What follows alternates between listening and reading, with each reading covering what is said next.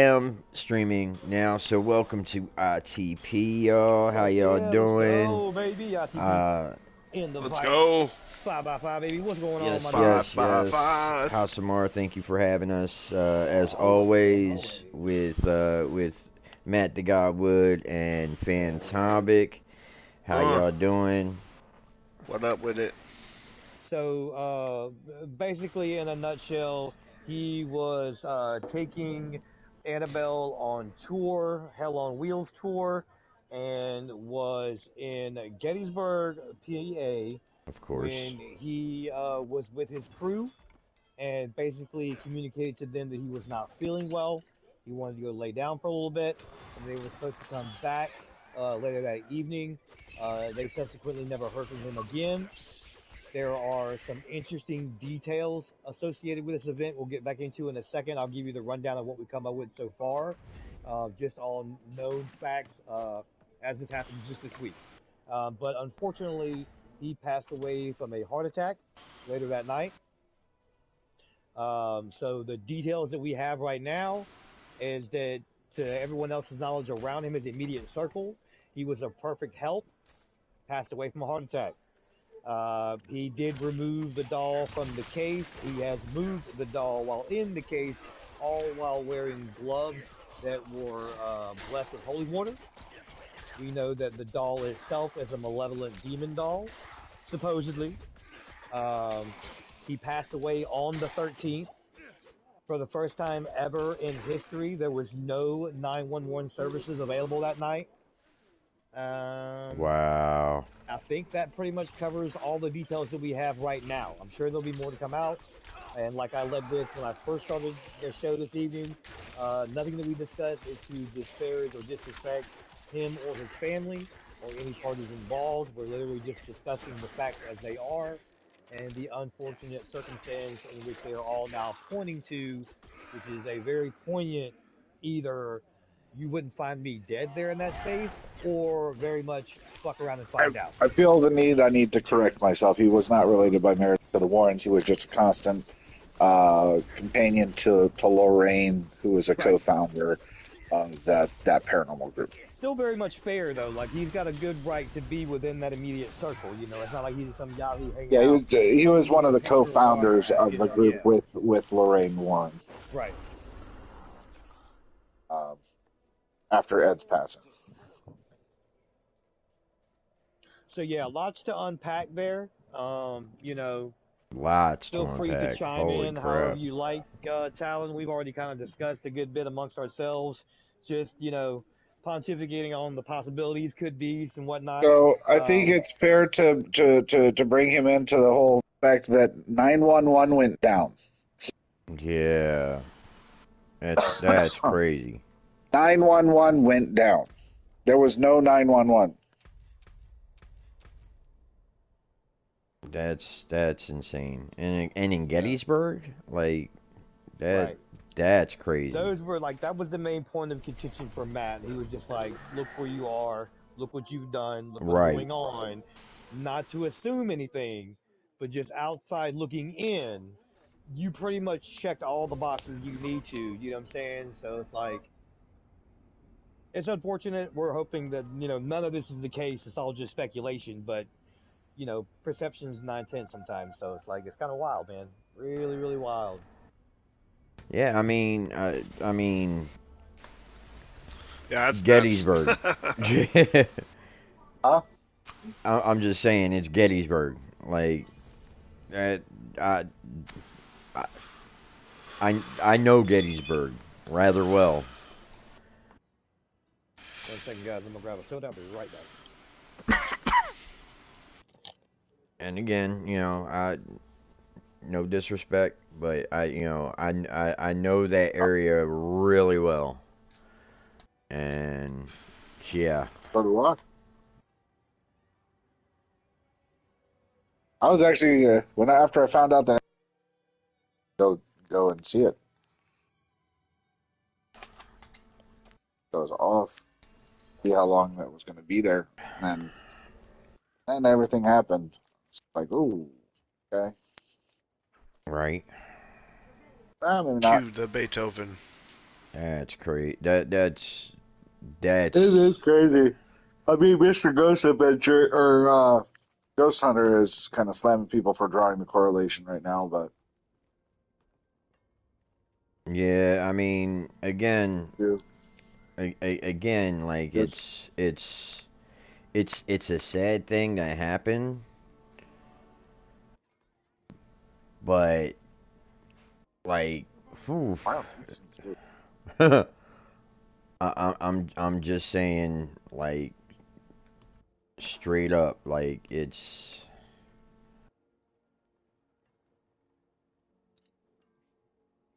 that's some serious coincidences. Yep. Yeah, I'm not saying one way or the other whether or not it's correlated or not. It's just there's a lot there to unpack, and a little suspicious. Yeah. Yeah, I mean, it It's terrifying.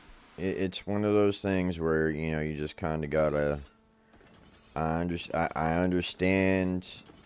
Probably The the best thing to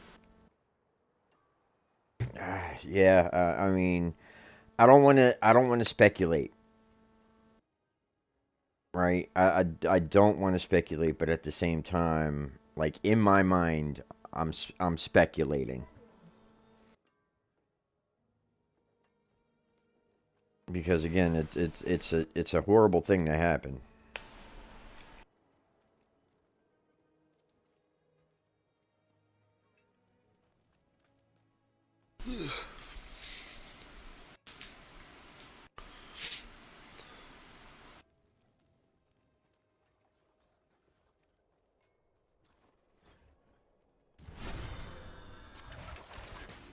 Hmm.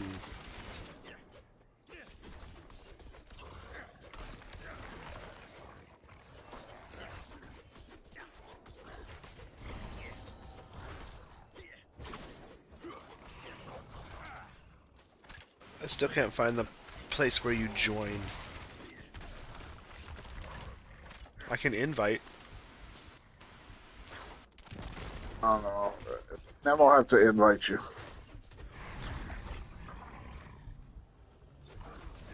Are you trying to follow? Who's trying to follow me? I don't know, but I'm getting my ass kicked. Yeah, that was you. That's you trying to follow me. I was chasing down a treasure goblin. Oh, those are my favorite. Take it to the portal.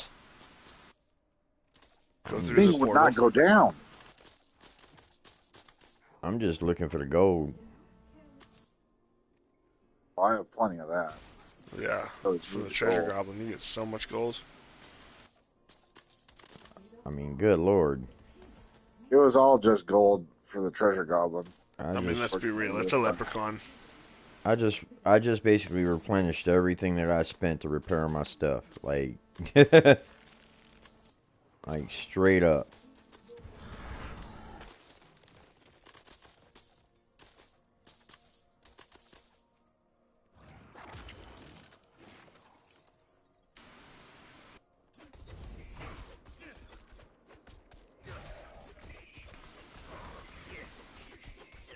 because we have because we have multiple people in the party. The but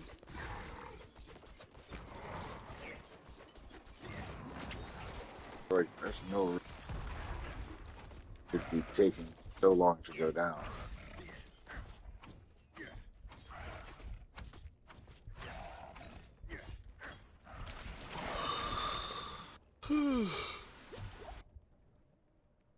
Wow, I just got my ass handed to me. Ass is squishy, which usually it's the magic users that are squishy. Huh? Hold on, my wife just said something.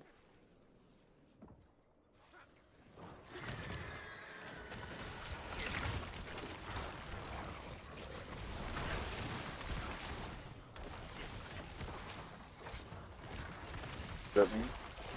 Kill P1. Oh.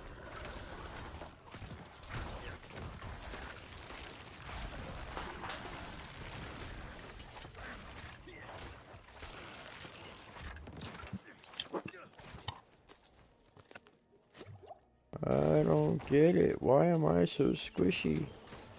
Whoa. What? My He's character, squishy. my character is squishy. Oh, that's not good.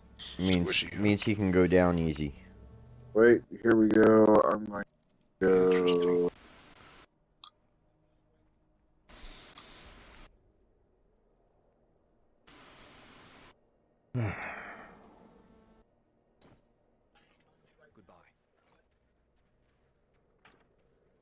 Movement speed is temporarily increased. Oh, hooray.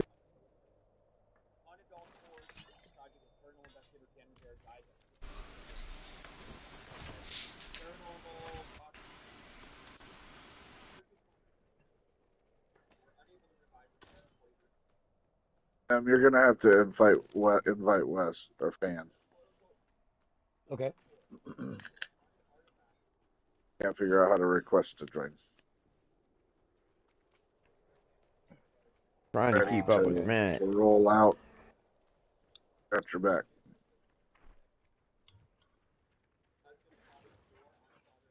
And no, it's amped because there's so many of us in here. Yeah. So it's not that I'm going to be able to, yes, I'm level 50, but I'm not going to be able to just walk us through everything. That's just not going to happen. Maybe I don't have him added to my friends list yet, dude. Yeah, you did. We did Because that last we week. all had, I mean, you're not wrong, but at the same or time, is it you, Talon, that hasn't? Okay, I don't have them. I got you. I got Hold on. Talon. That's it. PSN. Okay, I'll so invite him. your fault. Shit, I Yeah. still gotta add. I still had Oh to add. no! Okay, no, never mind. No, it was him. I thought some rando just joined. Dead Oh so. no! Oh no! Like Dead Dead so. So just joined. I was like, who the fuck is that? Who's dead so? Oh no! I Oh don't know no. you. I don't know you. Who are you? Get out of here! No, no. Intruder! You Intruder. like to put pins on the map. Who? Why? Who does? Me? Man, Oops. I was on accident. What button is it? You see, that's what happens. on the map, it's the square. Yeah, 'cause you're all the way up there, dude. There. I removed Do you have that. to hold it? No, I think I was No, you have to go on the map. You got to go over top of it and then hit the square unpin to unpin it. it. So I'll are we wait just to see. running around and killing stuff there, Matt? Yeah, we're waiting for Nem to. Waiting for Nem whenever he's ready to start rolling.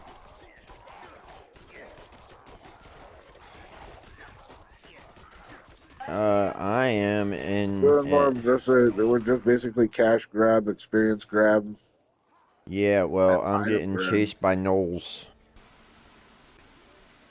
Are you? Like Beyonce? Nice. Okay, there's quite a few of them. Yeah. They started running away when I came. They were chasing you. And Yeah. then I got up there and they started going the opposite Oh, here direction. That they're was kind of back. funny. They're back. Oh, And Matt, yep, you, they I ain't got them. had no Terran before. They won't Talon. They ain't never had it before. Like I said, I'm squishy. They're moist. Sticky. Nope, I didn't just get out the shower. Almost makes it worse.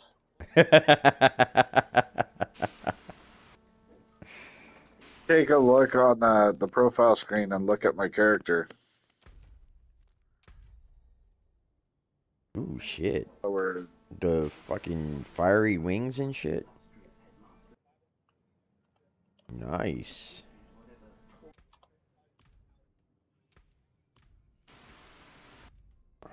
looking around. That shit's badass, dude. Nah. NGL, man. NGL.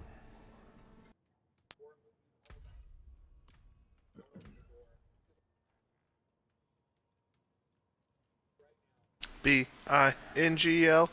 I knew it. I knew somebody was gonna do it. I knew it. So here's the question, though. Here's the real fucking brain teaser. Who the fuck is Bingo? You know what I'm saying? The farmer or the Bingo dog? the dog or Who's the the real farmer, one? right? Yeah. Because there was a What farmer had a perspective is it? dog and Bingo was his name. So are Right. they talking about the Yeah. dog or are they Who? talking about the farmer? Exactly. I need to know. Mm-hmm. These are the questions that must be answered. These are the questions that we must have answered. Indeed. So are the days of our lives. Imagine just No, being that interrogated. You know what I mean? Like, was it the dog or the farmer? Answer the question. Dog or farmer? Pick one answer. You know, so choose one. It was the baker. It was the Choose or baker. die. It was the Muffin Man. I swear to God. I've never even met the Muffin Man. I don't know him. Hey, he thought he was a man, but he was a muffin. He's the Muffin Humpty Man. Dumpty wasn't an egg. It's true. That's why all the king's horses and all the king's men couldn't put Humpty Dumpty back together again. Exactly. Like, whoever in their mind said that he was an egg to begin with? You know what I mean? Like, suddenly these little fairy tales turn really dark. Right? Somebody who fell on their head off of a wall. Head went splat. Spilled out their egg yolk. They couldn't, yeah. They couldn't put them back together again. Well, no shit. Red Mist. That got dark real quick, didn't it? It's like, why are we telling them these stories, though? You know what I mean? Like, what are we trying to, you know? And same with Jack Ring Around fell the down Rosie. and It's like, broke his crown. Well, his crown is busted his head. And Joe came tumbling after. All of them that fallen. that bitch was drunk, too. That's why. Yep. A suicide pact. Oh, Oh, World- that's just fun. world boss.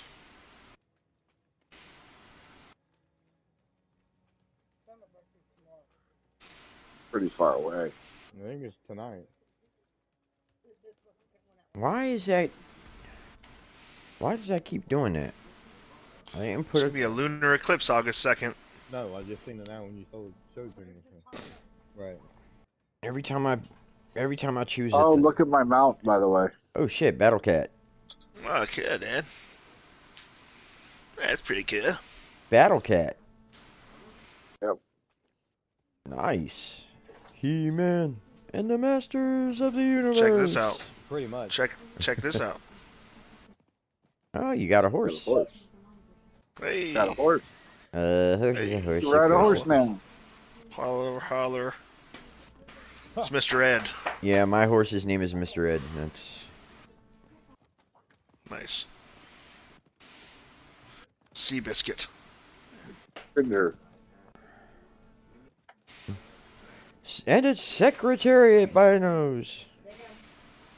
Xylitol. And we're in your world. So we can progress your story. Alright. Oh, shit. Hold on. I just knocked my camera down. I'll get ready to get started and fuck everything up. Do you feel overworked, overpressured, and Well, while Just- you're still waiting, I'm going to go make myself a cup of coffee. Cool. You're good. Giving me the jitters. do you feel overworked, overpressured, and just I want the jitters. overall just? Yeah, give me all the Blah. jitters. Then you should try Fuck It All. Yeah, I'll try some of that. Fuck it all. That's right up my alley. From the makers of Who Gives a Shit. Trademark.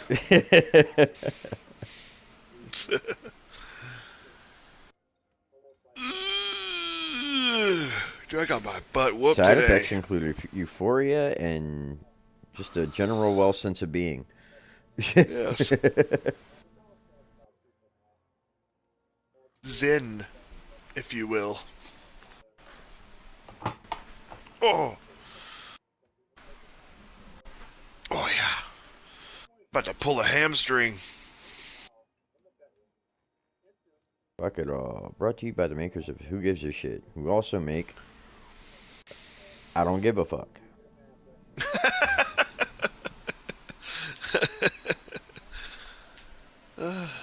I don't know why that's so funny.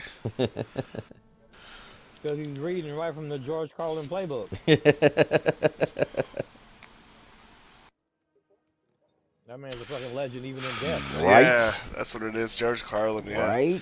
What a legend, man. He really set the standard.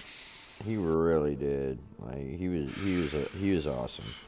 Ahead of his time. I mean, he set the standard so high, in fact, that, yeah, he was ahead of his time and nobody else can do it. So, you know. It's like you had him and you had Gallagher.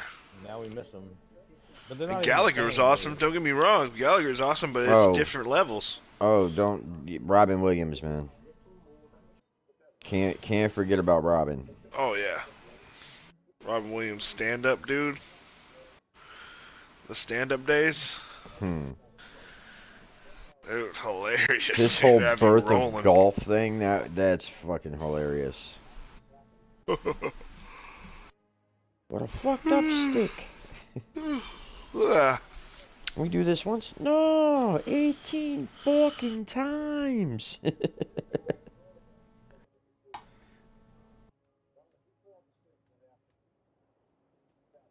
That's when you know it's been a long day. Quoting comedians on a horror show. Go figure.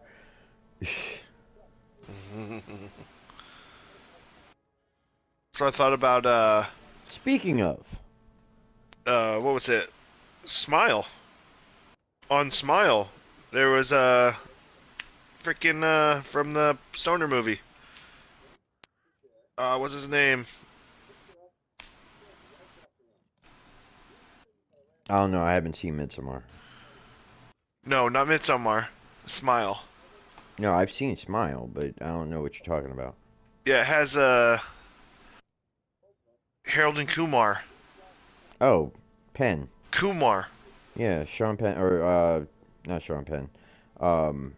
What the hell's his name? He's hilarious, Hold but on. he plays a serious role. Stop burning through brain cells and just look it up. It's okay. That's what I'm doing. That's what I'm doing. I must give Okay, my so brain a I one just got chance. back. My wife said you were trying to figure out the guy in Smile. His name is Cal Penn. Cal Penn, Thank that's it. you. Yeah. He was also in House. Really? Yep. Very good, too. Huh. Sorry, not in House, but on the show House. The TV show, I was going to I knew say. what you mean. Because there's also a horror movie That show was is huge. called House.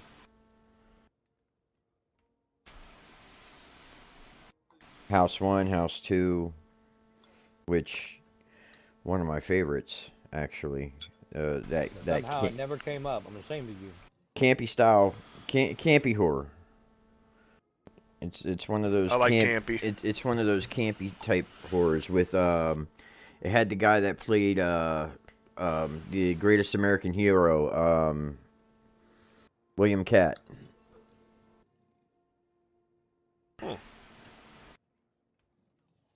William Catt. You mean Cat Williams? No. His name was William Catt, like straight up.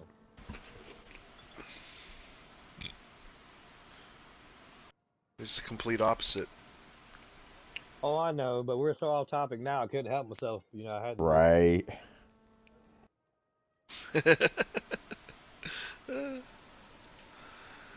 All All right, so here's the deal. Boom. We can do my campaign. I'm not complaining. I hate it right now. I'm not a fan. I didn't say it as polite last night. I'm pretty much like fuck this game last night, but I'm gonna give it the old try. I'm basically stuck in the fledgling scholar mission, uh, trying to find a.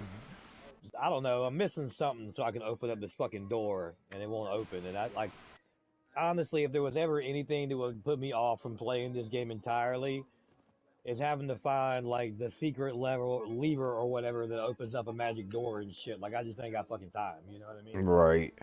Let me beat some asses, fucking bosses and shit, level up, and keep it fucking moving. But now I'm stuck, so I don't Well, really want to go any. I just want to figure that out so I can move like the story forward. You know what I'm saying? I got you. I feel So like Matt might be the only one that can help me with that, but I don't know. I just figure he's seen it before. I don't know if you know what I'm talking about here with the fledgling scholar mission. I don't, but let's go ahead and I can't remember. well, let's wait until Matt gets back from making Yeah, I his was trying to. I forget how to play this shit already. Let me see if Yeah, same. I'm gonna have to relearn it myself. the mission if I can do it. Okay, objective: travel to the Hordic Vault, which or Horagic Vault. I don't know how the fuck you say it to the vault. All right, Horagic sorry, Vault. I had to use the restroom. What's going on? My wife was just hollering at me that I needed to hurry up. Oh no, you're good. You're good. I appreciate it. So here's the problem, man. If there was ever a reason I would stop playing this That's game, awesome. is this fucking dumb shit they're doing where I gotta move a lever or replace a statue somewhere else or whatever just to forward the story. Like literally, like that's what triggers me, and I don't play games that do that. So anyway, last night I was like fuck this game. I didn't want to play anymore. So I just walked away. I figured like today was a brand new day. But the idea was I was gonna be able to progress a little bit further to like be able to do more with you guys today. But it's cool. We could definitely do mine. That helps out a lot. I appreciate that. So where I'm stuck is at Act One, fledgling scholar. I got to travel to the Hordic Vault, and I've done that. But now I'm stuck where there's this door that won't open. There's like a pink one. It's got like a pink spell on it or whatever. And then there's another door where she's gotten the spell to go away from it, but it doesn't open. Like I gotta do something to make it open. I guess I don't know. But there's only three Well, I chambers mean, in the where I'm at, and I've been to all three chambers, and there's nothing in there that I can see that unlocks that door. all right, well, let's all travel to the Herodric chamber together. All right, cool. To the chamber. Going by foot or are we going by horse? Horse, I figure is gonna be the best way. A horse is a horse, of course. You know. Well, I'm going by cat, but Nice. he's going by Battle Cat. Yeah, it's a battle cat, you know. All right, am I going the right way? Yes. Down the right. Hey, what Oh, the shit. fuck? Um, Roll over here, guys. my horse is We can fight these Shit. wolves if you want. I was just gonna keep it moving. It's up to you. There's loot everywhere though. I gotta pick it up. right. Oh. You Oh, got a shit. kidney over here, huh? I got trapped.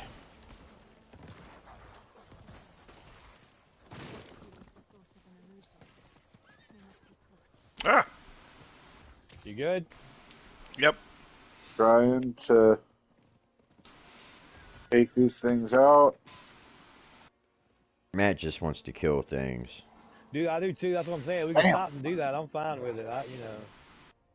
These did not want to go down.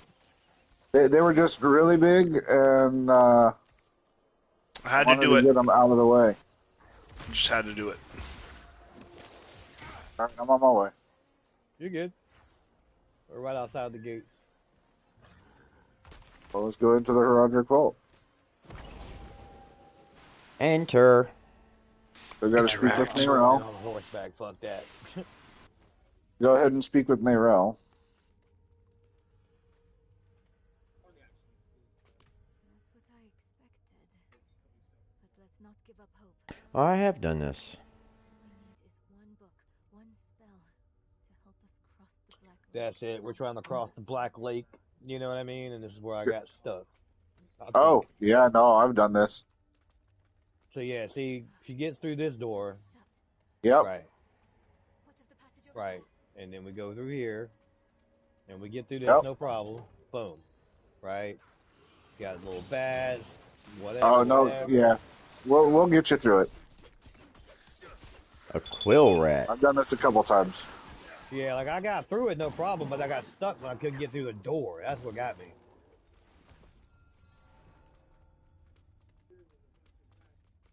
All right, so Yeah, we're it's the I dead end gotta number take the book one. back to work. it's the book. The book. The book. The book. The book. The book. The book.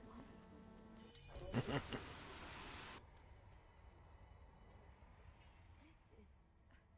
I think it's written in Horadric code. And here. Yep. This is the part I got to though, so we're good. I know what this is. I have an idea. Take a step back. Chespith chart.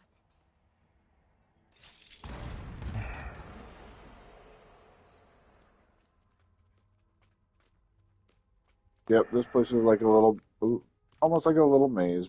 Okay. Wait for me. I will wait for you. I don't want to wait for you any longer. All right, Yep. so yeah, we got to speak to Narelle again. Yep. This is the door that opens. It's the other one that I can't get open. Actually, Easy enough to break it I don't together. think this one opened for me either. Why would someone use it here? No, this one gets open, and then the other one Of course. will open when we approach it. I'll open the door, and if we split up, we'll go. One's open. Stay on this side of the door. Fine. What am I looking for? Gotta search for clues. A book, a scroll, or anything that will Yep. help us cross. I think this is how far I got last time. I do remember this part. So we go So in we're here. just looking for little things that are around, that are highlighted. Like when we get near them, they shimmer. Yeah, that's what I thought. Well, and then we kill all the monsters.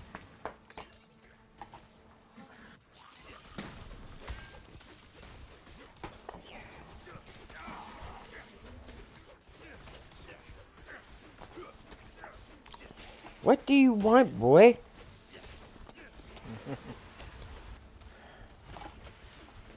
The dog's coming up like underneath my arm, like.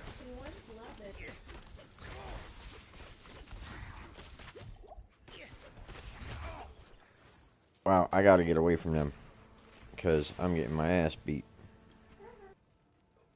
Where are you guys at? You guys are. Damn, y'all went way up here. Looking for stuff.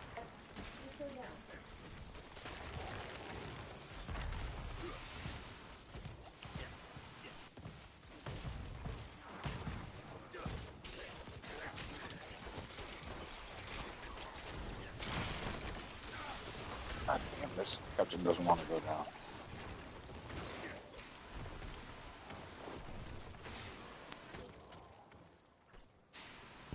Oh, hold on. There's some.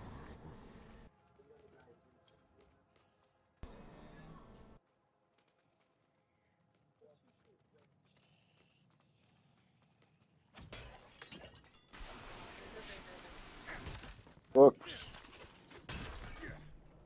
Wait, what's this right here? Is that something you can interact with? Nothing.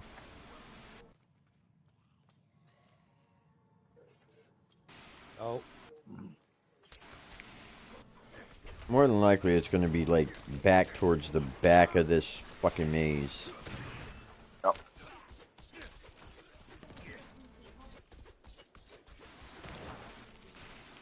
Die, die, die. Oh, here's a portal.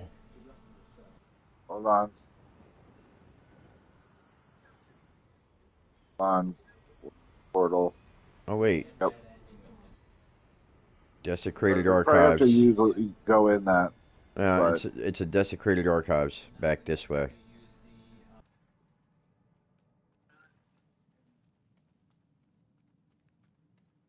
Oh, I went yeah. the complete opposite direction. Yeah, we're searching. Ooh, shiny. We're investigating.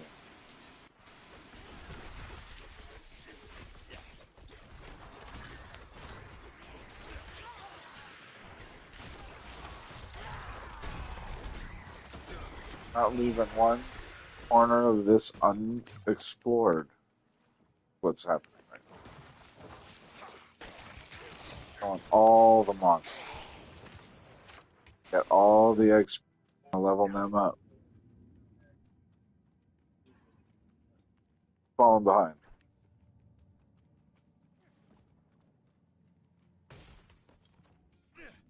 I'm rolling with you. Gotta go.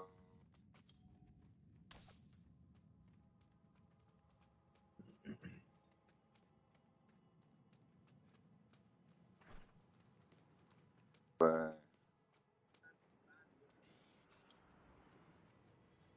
And this is where the... Portal is. That's the portal. The ruined archives. There's the archives. There's the book. Gotta take out this. Herald of Gotta Lilith. take out this bitch. Ow. Ooh. Bitch.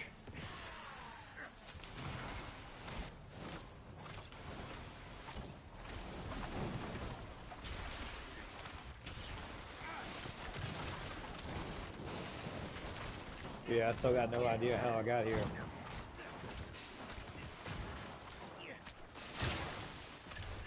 You little fucking cunt.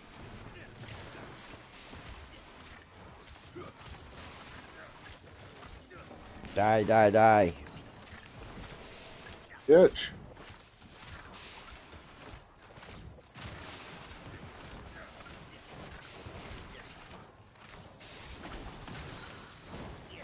This bitch does not want to go down. Ow. Yeah.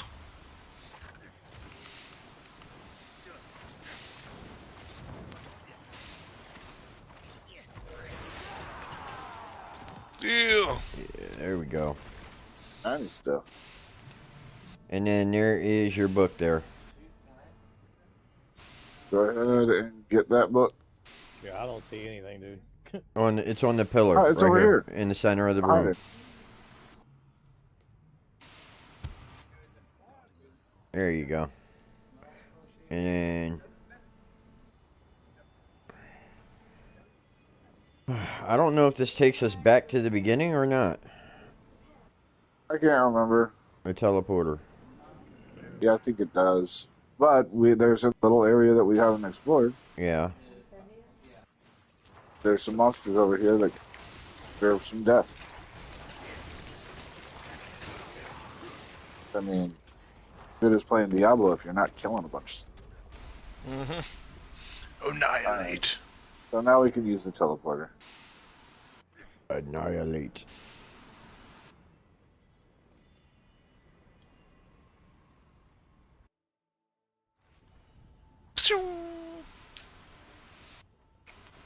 Alright, where's she Right at? here. Oh, there's the pink. Oh, we got to go back.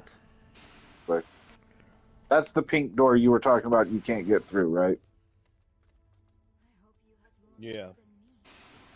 So let's go talk to her. But you gotta realize, like, I literally spent a half hour, 45 minutes just stuck in 3 rooms, not being able to get to that wherever we just were, because I have no idea still how we got there. But yeah, Oh, pull up like the. Hit the. I was stuck in Pull up here, the right map. here.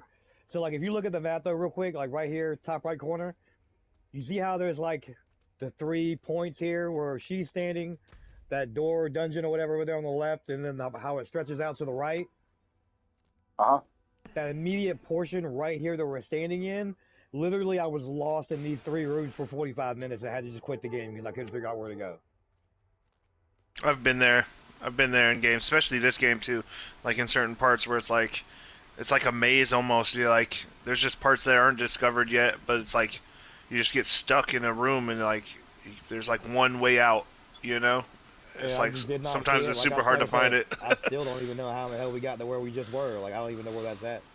We were there though. I know that. Right. So Yep. when she opened the door, we ended up in that little center room where that pink door is.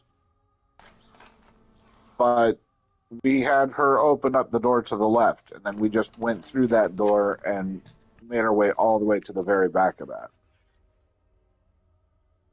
If you pull up the map, you can kind of see where it is. That's why I was trying But to look at it. But yeah. so just speak to her. Interesting. This ledger was written by the Haradrim. This is chronicling spells and theories created by Rathma, the first necromancer. That's not what we're looking for. Alright, so what are the categories for tonight's conversation? There must be a spell in this book we can use to bring my mother back. She knows the ritual to cross the Black Lake. Second. It's all we have. My mother will help us through. Meet me down there. Yeah, I remember this one now. The story is awesome in this game. I guess. Like, they did a really good job, you know? So now we leave Now here. we leave.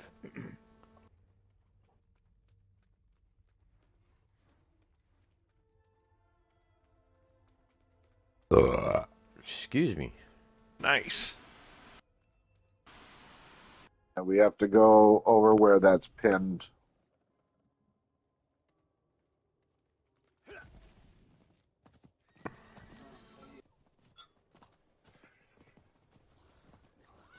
Now it seems like I was just in the dungeon. Why can't I complete the dungeon? But we gotta Alright. go get something else for her in order to continue progressing in that dungeon. God dang, that stupid thing. Away. I was Fuck. able to get by. I eventually was too. We're Nem's stuck back there. Not leaving behind. Should be able to trample them. Right? That would be nice.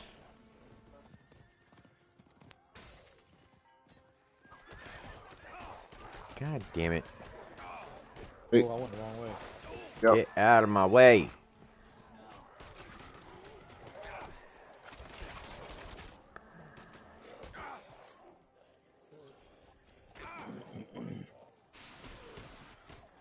Damn it. Oh, There's too many people over here. Oh, I got knocked off. Okay, so to answer your question, Talon, tonight we're supposed to be doing an international horror film, but we have to blast through them because we got one more thing that's very much time sensitive. We have to do it tonight. Voting ends tomorrow. I just saved it for tonight because we're going to be seeing each other and hanging out, so I figured it'd be the best time to do it. Alright, where are y'all? I got You're separated. going the wrong direction. I got separated. Uh-oh. Where Yeah, we I at? was trying to get back on my horse. Where we at? This Okay. way. All right, Yeah, this way, this way, this way. sometimes in life you're going to have to just get back on that horse, so yeah. You're going the wrong way now, Wes. Where am I at? Where are you at? Inside the camp. Alright, I'm where I need to be. Oh shit. Oh, I was already at the point then. I was in the right place. Goddamn. You were in the right spot. Everyone else was. Everyone I else was got in the wrong spot. I was here and I had to go back. I got stuck in a bunch of ghouls.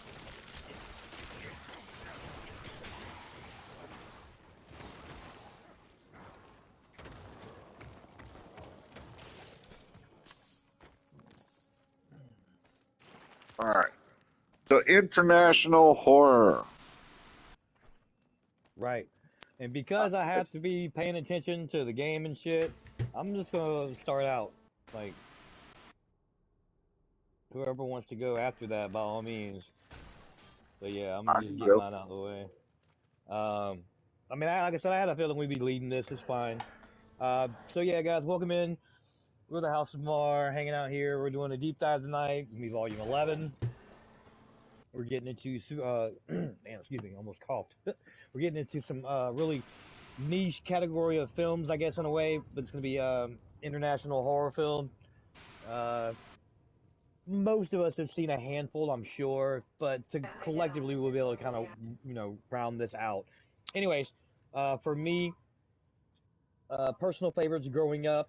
I'm not sure, where you guys would be at with it. I think maybe Matt might be round about the same neighborhood I am. But anyways, just to rip the band-aid off, we're gonna start with for me, it literally just started like in a video store. I kind of just like found this film, had kind of heard about it, but didn't have a lot of context on it.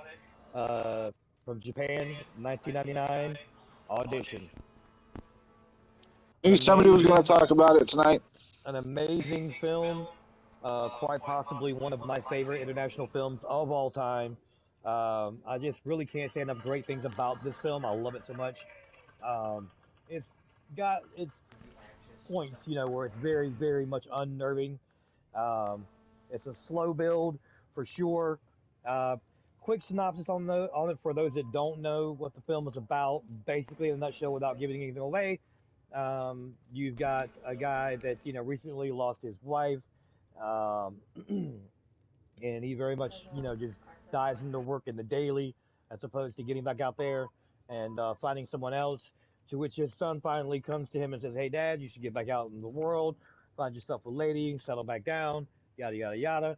And for whatever reason, he decides with his coworkers that they're going to hold this audition to find the next big actress, for this project that they've got going on. And honestly, the project they have going on is finding him a wife. So yeah, they basically go through the process of screening all these ladies, taking all these actresses and their resumes and trying to find the right girl. And that's kind of how the film takes us on his journey, as it unfolds and tells the rest of the story and what he goes through to find a wife. It definitely does not unfold the way you think that it is, but even in your wildest imagination and dreams, what you think it is nowhere near what it actually is. And so yeah, it's definitely one of those things where is just a great, great film. It's tough to talk about it without like giving away spoilers for it, but Right. definitely comes highly I, recommended for me. That's my number one. It's also the oldest that I have on my list in terms of personal favorites. Next up is going to be 2004. Matt already mentioned it earlier. Shutter. Uh, just an amazing film, especially in the way they tell the story and the payoff in the end, much like most of these that we'll be talking about, is unbelievable. Especially Originally from this one. Taiwan. Yeah, yeah. Thank you. Um, Something about the subtext and the storyline on this one, man, is just really kind of unnerving. Basically, a guy and his coworkers are going overseas for this project that they're going to do, and yeah, they just end up being dudes. You know what I'm saying? Do what dudes do. Unfortunately, when they get themselves into trouble in the movies and whatnot, they do dumb shit. And so this is no by no stretch of the imagination something very stupid that goes very sideways, and he unknowingly just starts down this downward spiral because of this one event. Um, and so yeah, just makes you rethink photography a lot. Yep. Last one that They I've did got. do an American remake of that one too. So I've heard. I don't think I ever saw it though, to be honest. Well, it wasn't too bad. Awesome, Not as awesome. good as the original. Right, right. No, I imagine not. Um, Last one I've got for my personal favorites growing up.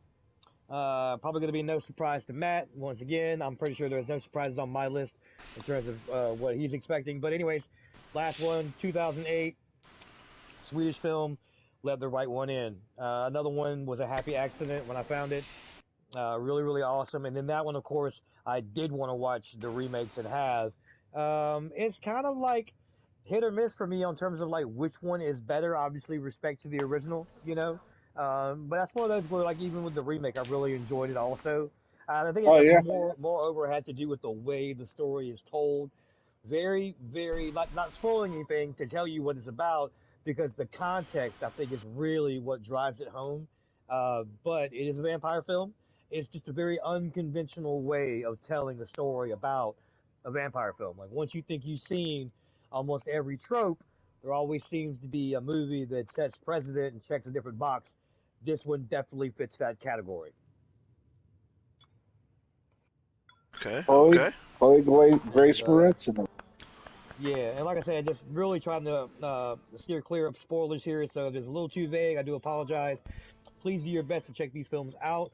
If you can do it without watching any trailers, from me to you, I highly recommend checking these out completely blind. Anything that hits the list here from me with the house tomorrow when we're doing these deep dives, it is preferred to not see anything before you go.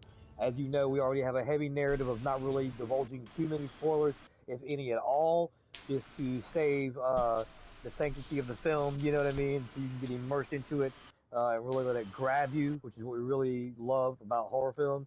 So yeah, that's it for me, man. That's my personal favorite growing up. We moving on to the next person to drop theirs in. All right, Floor is yours. I'll go ahead and go next because I got a short list. Cool. No problem. No problem. sim- Let's do it. sim- simply because international film is not my bailiwick. It's not what I I don't. guarantee you've probably seen more than you realize. Probably, more than likely. But I mean, two of mine are actually anime, so that's my extent. Um, but favorites growing up would be Akira, which is one of my favorites. Japanese anime. If you don't know what Akira is, definitely check it out. The Um, King, and the and King an- Watchmen anime. shit. You hear me? and Watchmen. another one that I absolutely love growing up is I know it right is there, man. another anime, and that's Vampire Hunter D. There you go. Um, Okay. Okay. I Yep. love it. I love it. I love it. so those those OGs. those are two that I absolutely loved growing up. Great choices. I remember Vampire Hunter D. Yeah, it's a great movie. It Really really great was. movie. I mean, I would love to see a live action version of that, to be honest with you. The closest you're gonna get is Chronicle, dude. That's it. Yeah, yeah, that's true. Again, guys, we're just getting into this and getting I started. mean, So make sure you've got I your can bring up pen and paper the ready. Make I sure you can have bring your up pen and paper the ready, or your tales. yeah, or your note apps, and you can write down some of these films. I'm sure you're gonna walk away with quite a few you want to see from us. We're definitely gonna be talking about some bangers tonight for sure. Matt, you were saying you can pull up what now? I can pull up the rear, so Wes can go next, and then our fan can go next, and then I'll bring it home. Cool. Can lead Sounds it good. off. I'll bring it Love it. home. Okay. Well, I'm kind of like in the same area. Like I haven't seen many. Like I've seen some of the ones where they do the remakes, like The Ring and The Grudge, like those ones. They were foreign horrors at first, So I feel like they're still like a foreign horror movie, except I saw the remake of it. Right. So those are those. But there's like I've been doing a lot of research today throughout work and like going on looking at videos and the last like from last night to today I've been looking at some ones that I'm interested in, so that's where like I would really be checking the boxes, because I can say that like those two are my favorites growing up. It's like The Ring and The Grudge, because those are ones that I've seen. And then so I mean like that would I got two for my for that category. Yeah, that's fair. That's fair. Because Uh, I'd like to say I've seen Battle Royale. That would have been a good one to have on there for my personal favorites, but I want to see it now. Like I've heard of it Battle mentioned. Royale is pre pre Hunger Games, but more Yeah, brutal. yeah, yeah. Now like I have to see it now. There's like a list Oh on yeah, here. it's fantastic. Yeah. So That and Old Boy. But anyway, um, Ooh. God damn it, dude. Oh, oh, Oh, I don't know if bruh. I don't know if this one Bruh. would count, but Repo, Bruh. huh? Which one? Oh my god. Repo, Oh Repo my the Genetic god. Opera? yeah. Oh, Uh, that was that that was a U.S. film, if I'm not okay, mistaken. okay. Okay. For those that may not know, Matt just dropped a fucking nuke. Like, listen, Yeah, well, I've got a couple. I've got a couple nukes on my list. it's So so hard. Look, let me just do this one thing real quick. It's so hard to pick out anything from Takeshi Miike, but let me tell you, the man is savage, bro. Like, no matter what you watch, it's gonna fuck you up. And Old Boy is definitely one of those that, like, listen, even the if you, even original, yes, not okay, the listen, American remake. I'm not hating on it. I just don't like it. I don't like it. It don't exist. There's only one Old Boy, only one. Okay, it's literally it's the Highlander of like, listen, there can What's be in only there? one. No, literally, it can be only one. It's on I'll the say this. list. I'll say this. If you can get through the film, you will not survive the ending. The ending kills every fucking time. Like, that's one of those where, like, it's I've watched it maybe 3 times, Wait, maybe. what's the name of this movie? Old Boy. Old boy. Old Oh boy. Yeah, boy. by Okay. Takeshi Miike, or as the Americans call him, Takashi Mike. Not his Okay. name, I by the don't way, know but that I've yeah. ever heard anyone say that, but yeah, I could see somebody saying that. Like you said, Like, like, listen, I'm just saying, like, there's a lot to be said about respecting how someone's name is pronounced. And if I'm murdering it, I will say, hey, I'm sorry. Don't want to be Right. disrespectful. I'm not Right. pronouncing this right. To my knowledge, Takeshi Miike. That's how you pronounce his name. But a lot of people say Takeshi or Takashi Mike. They just call him Mike. And I'm just like, okay. I felt like an asshole when I found out I was saying it wrong. Like, for those that know me, my name isn't exactly easy to say. I dealt with it all my life. You know what I'm saying? Like, there are 26 letters in my last name. Cut it out. I Or got you, 14, man. 14, 26 total. But anyways, I got no middle name. Wrap your head around that. Interesting. Yeah. 14 in my first and 26 total. No middle name. My middle all right. name's So Benjamin. I love it. I, I will get to my personal favorites growing up. Yeah, please, Uh, somebody. Yeah, we're on the the clock here. first one, the first one that I'm going to mention is,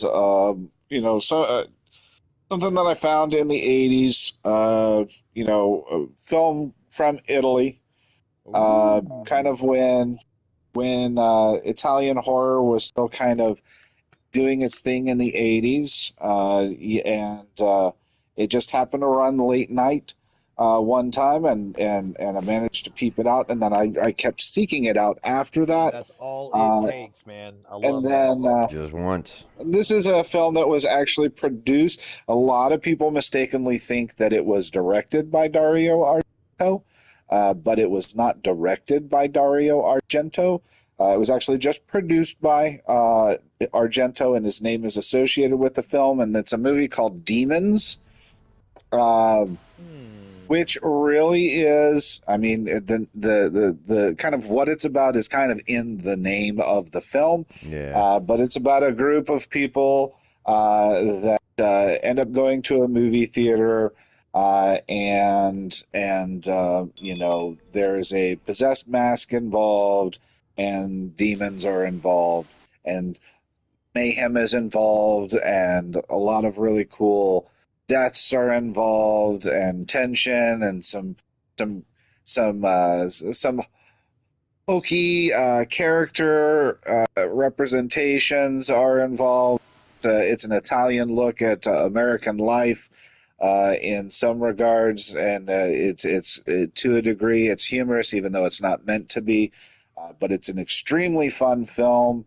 And if you haven't had the opportunity to watch it, they did do a sequel to it, Demons 2, which is also equally as fun. And it does reference the first one, but the first one is one of those ones that I discovered in the '80s, and I actually just fell in love with the movie. So it was one of my favorites to keep kind of dipping into that Is well um and watching that. is that one of the ones with like the iconic cover? Is that I want to say Yes. I remember somebody with like eyes, teeth, and big hair?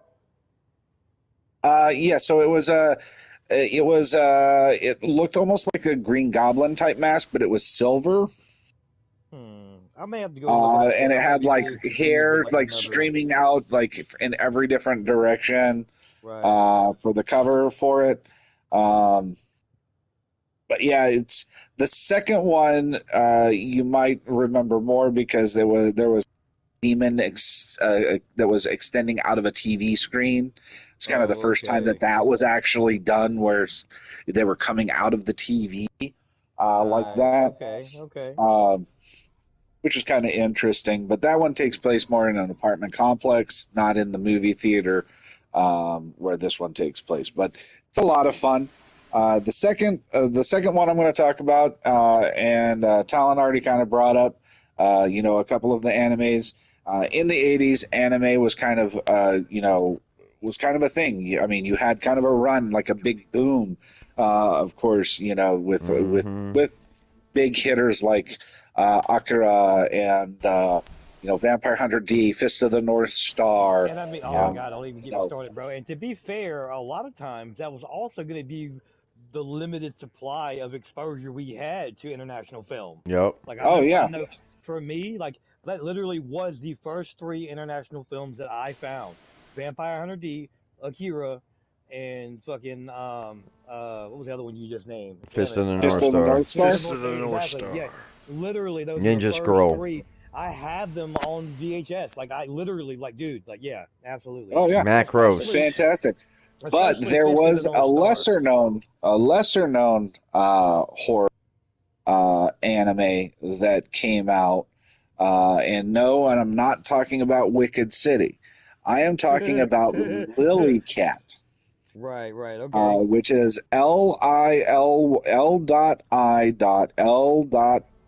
LILL.I.L.Y cat, okay. Huh. Japanese anime that's very much in the vein of the way I could kind of describe it is if you took Alien and The Thing and kind of put them together and made an anime out of that amalgamation, you Ooh. get Lily Cat. I have not heard of Wild.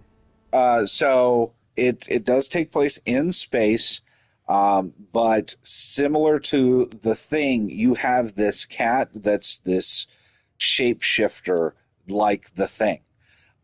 So it is an intense little anime. Yeah, I absolutely love that movie. Really hard to find. I'm not gonna lie, but if you hunt it down, watch it. It's absolutely fantastic.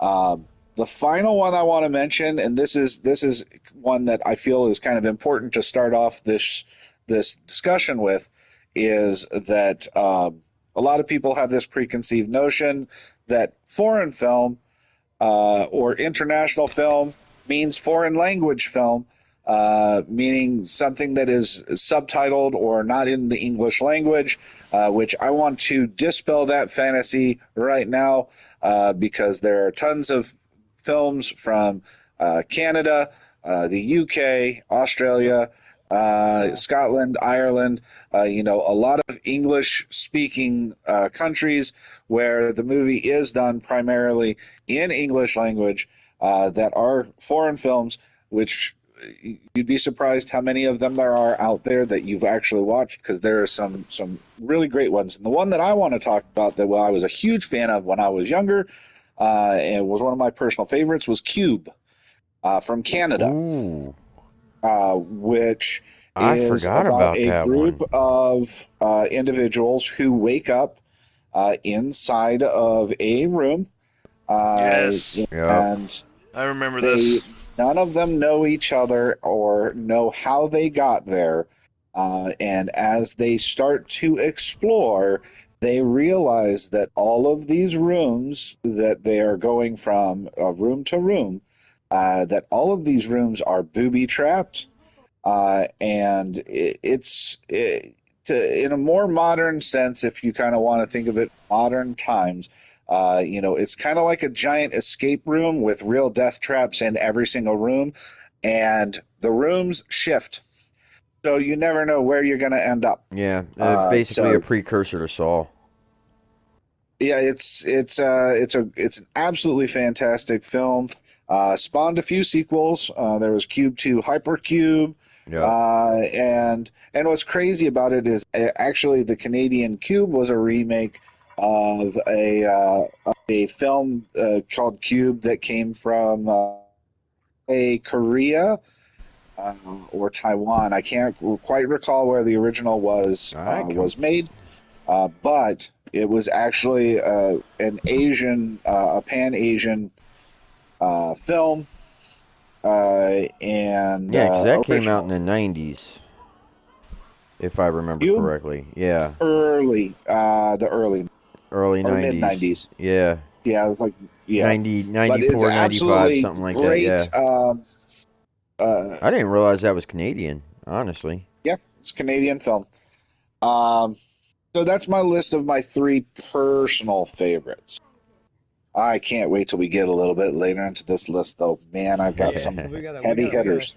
So we're gonna keep that moving. I think I'm back on the clock again. Yes, sir. We're back Yep. at the top. We're gonna hit the heavy hitters, guys. This is the one that I'm really kind of excited about, with the exception of like, so my top three is gonna be pretty crazy too. But anyways, we'll get there when we get there. So right now, what I want to talk to you guys about, the next one on the list is the of all time category, our goats. Right.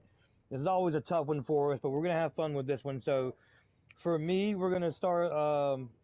Actually, I need to look something up real quick while we do. Before I do that, so one quick second. I just want to be sure I've got my intel right on this, because one of these I might actually have the wrong year on.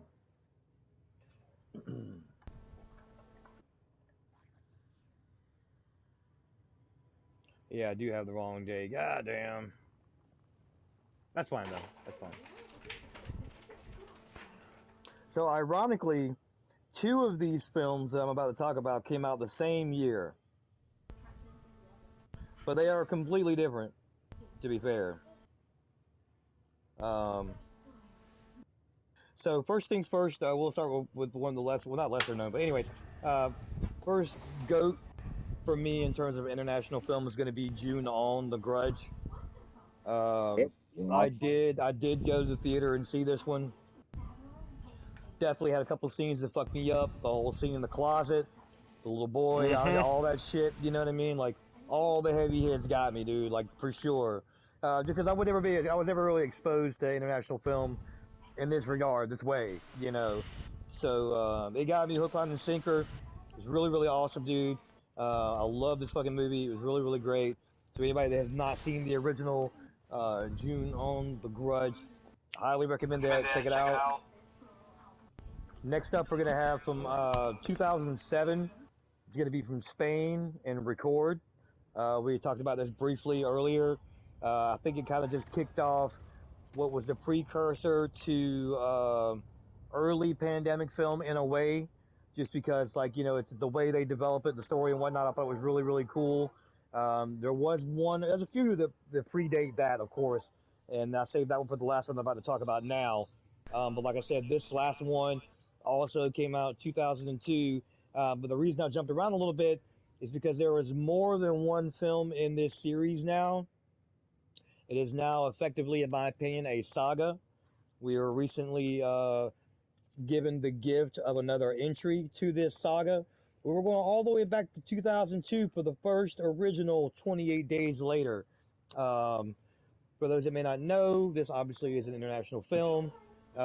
Just a great piece of art. Wonderful film. Amazing concept from Danny Boyle with the idea of a pandemic virus that spreads so rapidly, so violently that it literally shuts down UK to the likes of which you've never seen before. And ironically, through the arc and canon of the films, apparently still till this day. So, depending on how far out their dystopian future goes to this day. So yeah, it's going to be interesting to see how they finish out that saga and series. But yeah, that rounds me out for the goats of all time. We've got 2002 June on The Grudge, 2007's Record from Spain, and then of course the 28 Days, Weeks, and Years saga, originally started in 2002 from Danny Boyle. Just fucking brilliant. Hell yeah.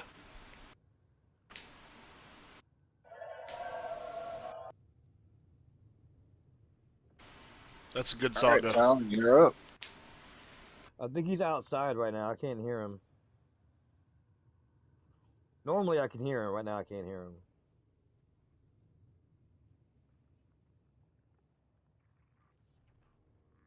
Okay, nothing. At least I didn't hear him say anything. No. He's outside smoking right now. I can't hear him at all. I can see him though.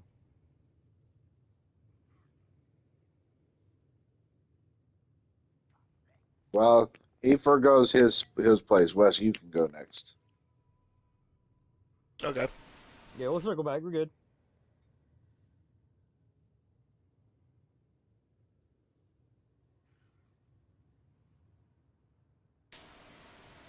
I'm gonna go with Yep, you're on the clock, Bubba. What you got? let's go with Husera, the Bone Woman. Ooh, okay. Okay. It's a Mexican body horror, supernatural. Bruh, cut it out. All Where right. this woman's pregnant, and there's like she's wrestling with that on top of like these bone creaking noises going on that she thinks something's breaking inside of her, and she keeps hearing the bones like crack and bust, and it's like that's definitely one that I'd put up there with the goats from what I've seen of just what I was looking at, because like compared to what I've seen, like I've seen the Grudge and the Ring, or where it's like okay, those are definitely up there for me because I haven't seen a lot of the other ones, like a lot of the other like more hard to find international films. And then another one is When Evil Lurks. Dude, great It's fucking film, bro. Good choice, bro. I like it. Yeah. I like it. Nice. with with Excellent Lot of Argentina. choice. Yep, excellent choice. It's got possessions going on at full speed, like just goes right off to the rip, you know. Oh Doesn't yeah. pull no punches. It's not like a slow build. It's like it goes full on. So these are ones like I see them. I'm like, okay, even if I haven't seen the full thing, like I know that's a goat, you know. Yeah. And of course, another one that is a popular one is Parasite, Yep. and that one's like that was one of the ones where it's kind of like that thriller horror. You know, it's definitely a horror though, right? You know. Yeah. it's definitely a horror. Yeah. So and that's South Korea putting in work, the symbolism and all that. Like, there's so much to that movie. So there's 3 from me. Hell yeah, appreciate that, sir. All right, I am back. I apologize about that, gentlemen. No worries, you're good, I dude. was needed a quick air quality control check. Um, uh, so yeah, my top 3 goats, and this is probably unfortunately probably going to be my last category that I'm going to actually contribute to, because I don't know, again, I don't know many foreign films, but 2 have already been mentioned, right?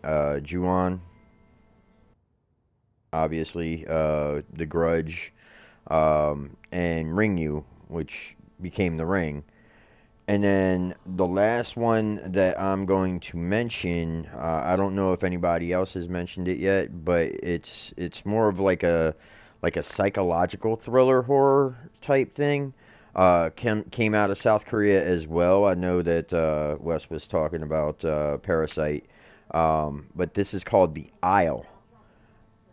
Uh, Basically, it's about a guy that goes to a like a floating fishing village, and the owner is a mute female, and they quickly become friends somehow.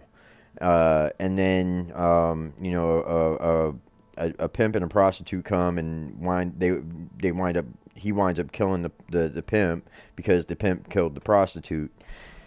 Long story short, they basically they both fall in love and stuff like that. Um, it's definitely an interesting film. It actually it actually caused people to vomit when they saw it because of some very disturbing scenes. But I would definitely recommend checking that one out if you haven't heard of it. It is good. It is Korean dubbed, so you know you do have that. You will have to read. But I came across that one night as I was just kind of looking through you know HBO stuff like that, and it came across, and you know I started watching it. I was like, wait, what is this movie? This is interesting. So yeah, Yep. would definitely recommend The Isle. Perfect. Cool. Thank you very much for your contribution, sir. Hell yeah. All Yeah, right, that I was guess definitely it's not one I ever heard before. I had to write it down. my go. Yeah. All righty. So I'm going to kind of go in reverse order on this one here. I'm going to go from three to one. Um, Number three is a film from Mexico, uh, and director who has really made a name for himself, and that is Mr. Guillermo del Toro with Pan's Labyrinth.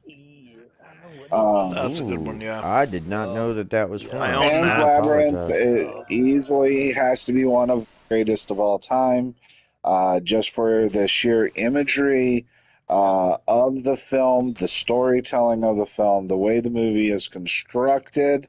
It was absolutely not only just ahead of its time, but it solidified itself as a multicultural, multi-generational um, film that is going to stand the test of time. Um, The mouth scene. I'll be honest well, with the you. I didn't really yeah, consider that horror. That was more like a fantasy adventure to me. Well, and that's I mean, a lot of people would 100% a horror. probably, yeah, a lot of people would describe it as that. You know what I'm saying? To be fair, but like it's, I mean, it's a horror film. You know what I'm saying? Like it's, That's 100% a horror film. It's a dark fairy tale. yeah, Mm-hmm. It's a horror film. It's a It monster. is it is uh, it's a Grimm's, but Yeah. not pretty sugar much. coated. Right? No, no, Mm-hmm. absolutely not. And it's funny too, because like that's one Shiz of his bodies of boss. work too, where you, like, if you watch it enough, you can literally find almost every scene, like every poignant part from other films originate in that film. Like if you Yep, watch there's a that film lot all of the way that. through, you see so much other work in other films in Pan's Labyrinth. It's crazy. Yep. This number two, a little recent, but in all honesty, kind of came out of nowhere.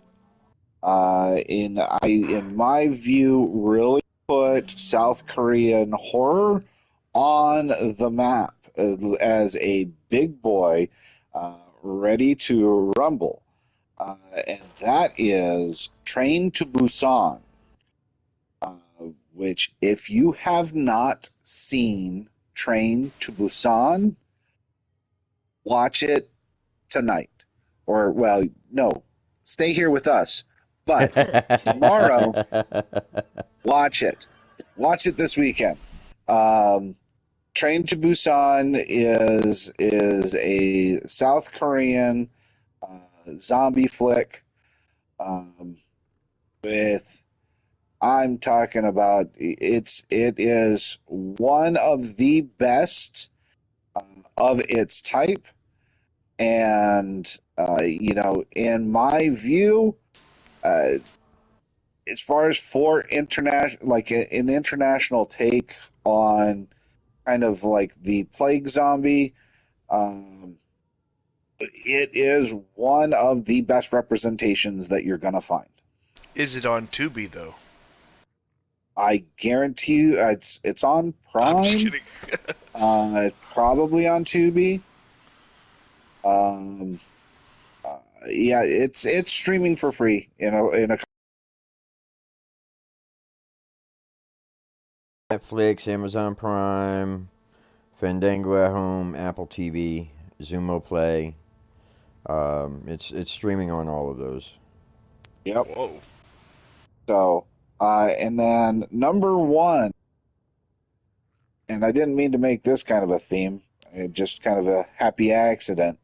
Um, this one here is from the '80s, and it is by the Godfather. Well, some would say, one of the Godfathers of gore, and one of the masters of Italian gore, and that is Lucio Fulci's Zombie, which, man, that is about a masterclass uh, of an Italian horror film with with the gore. If you're familiar with Italian horror at all, yes, there is eye play. Um, you don't know, you better get on the train and find out. Wait, Um, who is that? Luciano what? I play. Lucio Fulci. You ain't He talking about no was MP3 player, okay? he was a preeminent Italian horror. He did some other stuff too around the time of what people would consider spaghetti westerns and stuff like that, where Italians were making a lot of films that were based in America and that were like an Americanized version, but typically they would cast it well they would cast Italians in the films, and then they would dub over their voices or have them trying to speak in English as much as possible, so it matched up as much as possible. Zombie actually does have Mia Farrow's sister, in the film, so there is some. 1979. Yep. Yeah. Yeah. Fantastic. Wait, who just left? I have no idea. It just bumped me out too. So It bumped me out a while ago, but I was able to join right back up on you guys. So Uh, yeah. Yeah, it you gotta is keep them. moving. But anyway, You gotta wiggle your guy um, every now and then. but I absolutely love that movie, and in my opinion, one of the greatest to come out of the Italian horror of the '70s, '80s, and um, definitely a staple and a landmark film. That if you have not had an opportunity to see that film, I do highly recommend it. I'm a big fan of Italian horror of that time frame, and that is one of the absolute best examples of Italian horror of that time. And again, it is streaming on quite a few platforms. So Yep, definitely check that out. that's my goat. Moving on to Nem for the top nows or yeah, so most this recent. was gonna be, we've talked about one of these before. The last one that I'm saving for the last is definitely a conversation piece, much like the name of the movie itself. Anyways, the first one I Ah, want to talk son about, of a gun! the first one I want to talk about is one that we've touched on before, just because like it's a French film, and I mean that in the best way as a compliment. Like sometimes French films, I don't know if sometimes they do it on purpose, I'm sure. But sometimes when you get a French film, like they do French things, right? Like it's very artistic, very poignant. French things. Well, I mean, they just romanticize the idea of the culture, and that like not everything's so serious, kind of just the day is the day and tomorrow starts anew. You know what I mean? Like I don't know if you understand what I'm saying, but like there's just a certain way sometimes French film is made and it's beautiful. Like Yeah, it's seen through a lens. It's like it's just it's a way you watch it and the way you experience the film is just remarkable. And even Like his though this films is through Silk. right, exactly, and even though this is very much a horror film, it's just oh man, it's such a piece of artwork to me. Like it literally like, and obviously it's also got its reputation off of being built off the back of a film that's made literally all in one shot. So that's another thing to kind of keep in your mind when you're watching the scope of the films. You may feel lost in it in a minute because like once it gets going, it just fucking goes. And there's this very poignant titular scene, if you will, where like the two parties involved, the main parties involved, are kind of interacting with one another, but they're not so much interacting as like the main character is like reacting to like what's going on in his immediate vicinity, and it's so crazy to see and experience. Like, I don't even know how I would react if somebody was actually doing that next to me, like they are in this film. But it's very jarring experience. And once that has you rattled, you don't even realize it. Like you're kind of on and going on this path with this film. That's like, if you don't realize where you are, it's probably going to take you almost the entire duration of the film to kind of figure it out and put it together, but in the best of way. This film is called Mads. Um, it's just a Let, really yeah. Go ahead. What you got? I've got to chime in on this Yeah, because please, by all means.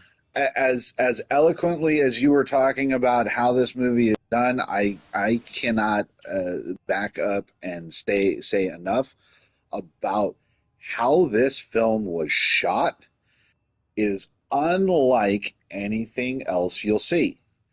Um, it the way so imagine this: you have a couple main characters that are in this film, and you have a primary character that you're following, and it's a single shot. This movie is like a single take. We're following this person. It's like a day in the life type thing. We're following them, and then the main characters kind of meet up and interact, and all of a sudden you're following somebody else. Now you have no idea what party number one that you've been following this whole time, what the hell they're doing, Yep. because you left with somebody else, and you're now day of the life, and it's so seamlessly weaves that together and brings it back full circle to where nothing is left nothing is left unspoken or unsaid. You kind of can you get what's been going on for everybody as it's tying all of its bows really, really nicely. And I mean, the filmmaking, holy cow! Kudos, kudos, kudos to the filmmakers. That film, I mean, the story was great, the acting was great, Yeah. but Yeah. man, that cinematography, the way that film was made, sets it apart. It really Oh yeah. does. Yeah. Absolutely. So moving on to the next one. This is on my watch list because I myself have not seen it, but I have most recently heard from so many different sources about seeing this one fucking film that now I have to just find the time and kind of watch it so I can see what it is because like I just gotta know, right? And I mean, who can pass up a good vampire film? You know what I mean? And this is one that I haven't seen yet. It's relatively newish, um, but like I said, I didn't know anything about it, so now I'm just kind of hearing more and more about it. Matt, you can chime in if you have seen it. I feel like you might be the only one that has. Forgive me if I'm wrong, guys. If I'm shortchanging you and you have seen that, I stand corrected. But this film that I'm recommending, like I said, I have not seen it myself. It's literally on my personal to watch list, and it's called The Vordelak. Um, I I don't have know. not watched that. So, in a nutshell, from what I understand, I believe it's a Scandinavian film, and the way their mythology works with vampires is that typically it's somebody in your family that's turned, and when that happens, they come back to turn the entire family, and then the story progresses, right? So the way they handle it in this, from what I understand, is there's like a traveler, a wayward traveler, and he ends up finding this house in the middle of the woods when he was expecting to find no one. He kind of thought he was like stranded out on his own, and they welcome him in, but they warn him that their father is set to be home soon. They just don't know when, but they fear that if he doesn't return soon, that he may have fell victim to the Vordelak. And so they're kind of worried that he may come home and not be the same person. You know what I mean? And so that's kind of how the film kind of unfolds, as you will. And obviously, I don't really know much more beyond that, so I can't really give any more context. And obviously, even if I could, it'd be limited because I don't want to, spoil anything. But I don't really know any context other than that, and that it's a really good film. They did a really good job, apparently, with the practical on it.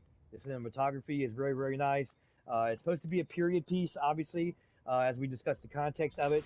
Yeah, So I I'm don't looking at. really expect to see, anything crazy in the way of like special effects in terms of like CGI and things of that nature, but practical sounds like it's supposed to be really, really good. There's also possibility that they used some marionette work to tell some of the story, so that's kind of exciting. And so yeah, it's on my list of things to watch, man. I'm gonna be checking it out, and I'm literally just wrapping this up quick because we do have one thing to do, but I want to discuss this last film that I have on my watch list. I've already seen it. I watched it twice, first by myself and suffered through it. Oh my God, did I suffer? The second time, I watched it with my brother and felt like an asshole for having him sit through it. Just because like the context is just honestly it's too much. Apparently, unbeknownst to me, I've now heard that this is supposed to be a comedy horror or horror comedy. Oh, I know I what you're don't, talking about. I do not agree with that.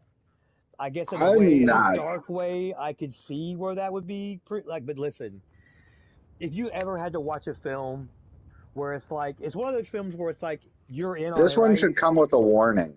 Yes, as all of my context does, guys. If you do not know, a lot of my stuff does come with trigger warnings. It's not called Savage Saturday, Savage Sunday, the Savage Weekend for nothing. We really pioneer watching not fucked up horror, but listen, it's savage, okay? So proceed with caution.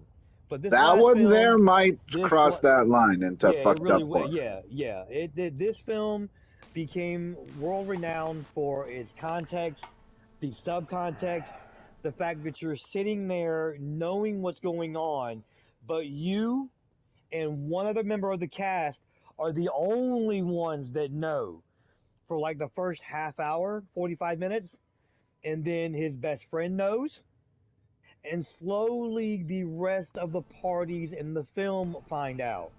And it's quite possibly the worst shit I've ever sat through when I'm watching a fucking movie.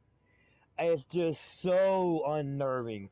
But if you want to get through it to see what happens, you kind of have to let it play out, and it's just This one one of those. I'm actually I tell you I've watched a lot of just to kind of toss it out there. I've watched a lot of Right. fucked up horror. I am Yeah. working up to watching that movie Dude. because I know the behind the scenes. Well, not the behind the scenes, but I know the premise, Right, right, right, and right, right. knowing the premise is enough I to kind kind of keep me yeah, and it like did. going, hmm, It took me a okay, few, yeah. I I'm want to say I, it took I've me got a to be in few the right frame days. of mind to watch Right, yeah, that be in a movie. really good mood, plan to do a lot of fun shit afterwards, to get your mind off of it, to kind of wash your brain. But yeah, dude, Yeah, right. it took me a few days before I could work up the nerve, and even then, like I still waited a week, I think, before I watched it. You know what I'm saying? Like, and afterwards, like I just would, like still trying to find the words. Like it's wild. Yeah, Um, when I saw that they had listed it as comedy horror, and I was like, knowing the premise, how the fuck do you work in jokes on that? yeah, it's lost on me. It really is. Like I said, I could kind of see maybe, but like it's still just kind of lost on me how that's dude, like Hit us with the title, Well, man. let's go ahead and give the title. yeah. So the name of the movie is so unassuming. I think that's why it suckered me in because I was like, well, it can't be that bad. Like the fucking name of the movie is nothing. Like it's like I said, it's a conversation piece, dude, and you really walk away from the entire film being a conversation piece, whether you think so or not. The name of the film is The Coffee Table. It is a foreign film. You will be watching in subtitles, but believe me when I tell you, you will unknowingly, unwittingly, on the edge of your seat just trying to come to grips with like what you're watching, how this man is going to explain what happened, what's going on.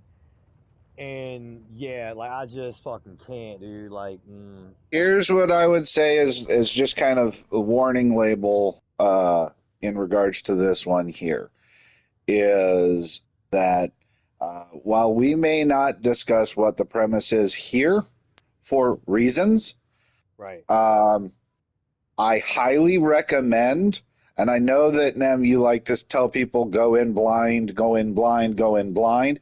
This right, one, no, yeah, I yeah, don't think that that's the best idea. Get an idea, do a brief little search. Don't read too much into it, but find out kind of what this movie is about before you go into watching it, because this one may cause some psychological damage to some people that may not be ready to watch a film with this type of premise. So Mm. that's kind of the warning label that I'm and going to put listen, out on that. I'm not fear mongering by any means. I'm not trying to put anybody off by any means. I brought it up for a reason. It's on my top three now to watch for a reason. Besides the fact that it's current, I was reluctant to share, but I'm trying to get past the idea of not sharing. I talk about more often than not, a lot of times about being in a circle of people or friends where you're immediately judged and looked at funny for the things that you watch. At the end of the day, it's just a fucking movie. Yes. So I mean, like I said, I'm a champion of artistic freedom. I'm a champion of watching movies that do carry heavily disturbing content. Yeah. Like extremely heavily disturbing content, far beyond what we would typically see in like a human centipede, or and I spit on your grave. Um, I have seen stuff that would be in the upper echelon of that disturbing content. Um, it's just there are some people have certain levels and certain trigger points psychologically, depending on what stage of their life they're in, where watching Correct. a movie without knowing about what is going in, it would be like me recommending a Serbian film to people and not give them some type of cautionary tale. Right. Regardless of my feeling about the film, or its artistic merit or whatever, um, without telling people like exactly what they're going to see, giving them that warning, and then saying, "Hey, this This is isn't one that I'm telling you you should watch blind. this is one You that should you do a little should. bit of research before you see this movie Right. because I don't want, you know, yeah, So you get what I'm saying. a lot of times there is a definitive line we talk about also. I feel like that's also an underlining narrative here at the House of Mar and the horror collective where we're talking about your line, right? And it's like, what line do you not cross? It's like Right. And certain for things, everybody, it's different. like we know what the human centipede is about, right? But yet we still all watch the first one. Yep. You know what I'm saying? Yep. I've watched all Sometimes three. exactly, right? But my line was drawn to the third one. I had a very candid conversation with a coworker one time, and I'm jumping around here, but just to make brief examples so people understand how the line works for some people. So, had a very candid conversation. This has come up during the stream too, also, but we'll talk about it again real quick. I also had a very candid conversation with one of my coworkers. One of my favorite questions to ask, besides "What's your favorite scary movie?" is "What's the best George Clooney film ever made?" The only person to ever look at me like I fucking insulted them by asking them, and she looked at me and she was like, "From Dusk Till Dawn, duh," and I was like, "You're my fucking hero," to which You're my immediately, peoples. listen, but listen, back to the line. Immediately she followed that up with, "But if you really love horror film and you're a horror fan, what you should do is watch a Serbian film," without skipping a beat. She Oh, didn't, yeah, no. and she didn't know that I knew. That's my line. I draw my fucking line there, dude. I'm not do. I get it, like you said, get it, respect it. That's cool. Not for me, right? So I Yep. just hard stop. No, but I didn't tell her that. You know what I mean? So it's just like you gotta kind of know, like Matt says, and that's why I agree. That's why I got him here. I agree with him. I appreciate his input on that, and I very much, urge you to at least check out a trailer, maybe not a Red Band trailer, but just check out a trailer. Like you can't look this film up without them telling you directly what it's about. And in Yep. this instance, that's okay. Yeah, It's for a yeah, good reason. yeah. That It film is. is It's for reasons, and that's the reason why we're not talking about it here. So please, if you want to watch this film, what I think what Nem is trying to disclaimers. say here is, if this is not crossing your line, watch this movie because it's well done and it's Yeah. very It's not and as like they're long as it's doing not anything crossing that your hasn't been line, covered it's in another film, yeah. and I can give examples. The remake of Night of the Living Dead had a little bit of a scotch of it in there. Um, uh, uh, One of my favorites that I actually didn't even bring up when we were talking about like fucking zombie films and shit, but Grace, and I'll leave that alone. But like, listen, it's been touched on Yep. before. I just don't think it's really been handled like this. And Right then like the in this slow way. build and reveal is so unnerving, dude. It's like, what? So yeah, like it's just a fucking ride, dude. Like, and Yeah. then Matt, can you believe they're gonna do a remake, bro? A remake Yeah. already. I Yeah. believe it's gonna be like a Turkish remake. All right, well, let's Crazy. keep going. Uh, Yep, top three. Who's next? like I said, I don't have a top three of ones that I would like to see at the moment, so I'm gonna pass it off to whoever's next. We'll just agree to disagree that you feel like you probably got a few you're walking away from tonight that you'll need to see. So Oh yeah, exactly. yeah, yeah, yeah. Oh, don't All go, Yep. good, dude. don't worry. I got my list. Yeah, like I said, no wrong answer. Completely appreciate your candor about that because I totally understand. I felt the same way with horror comedy. You know what I mean? And then Matt the God Wood came in and But if saved my ass. So but yeah. if I was supposed to say What if I I was do. supposed to say at least one, I would say that most recently, since Matt has already said it, Pan's Labyrinth. I didn't realize that was Dude, a so good. Yeah, so good. Yeah, I mean, talk about somebody way ahead of their time. By the way, since we brought the man up and Guillermo del Toro, he does have Frankenstein on the way with Frankenstein. an amazing cast. Cannot wait to see Oh, what I'm this man excited. does. ooh It's gonna be ooh. fucking bananas, There okay? there's And also, another one. There's not an too short, Maggie Gyllenhaal, who will have her own. But they say that one's gonna be more of like a fun Rocky Horror Picture Show. Not that exact vibe, but that kind of fun vibe to it. So I'm really excited to see what she's gonna do with it.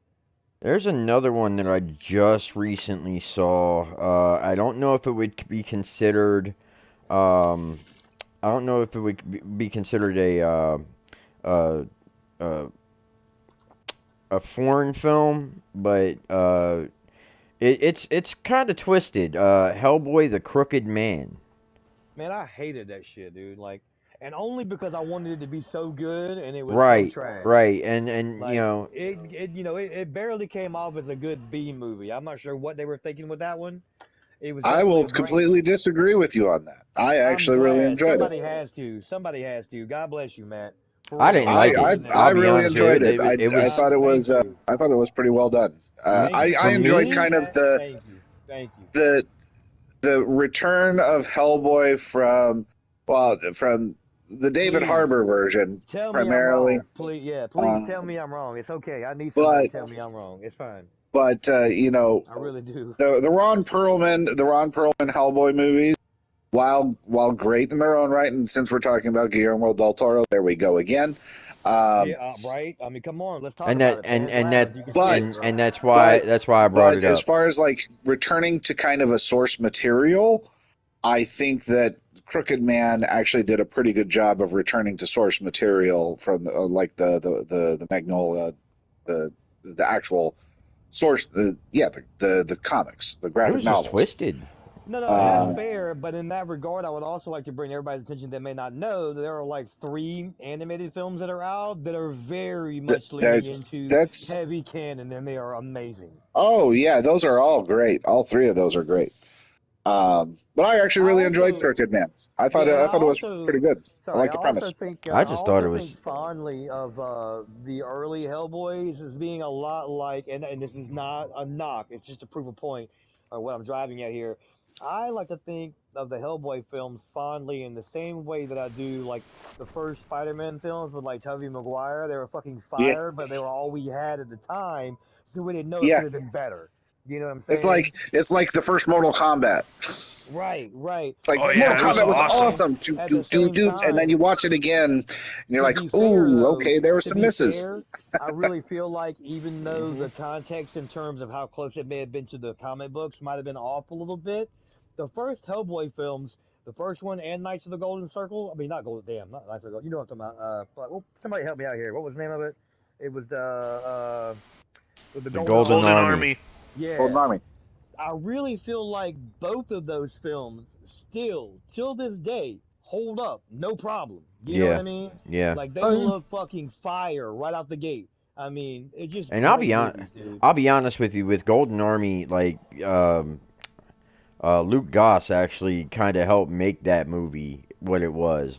Dude, the fight scenes were bananas in that fucking movie, Right? dude. Bananas.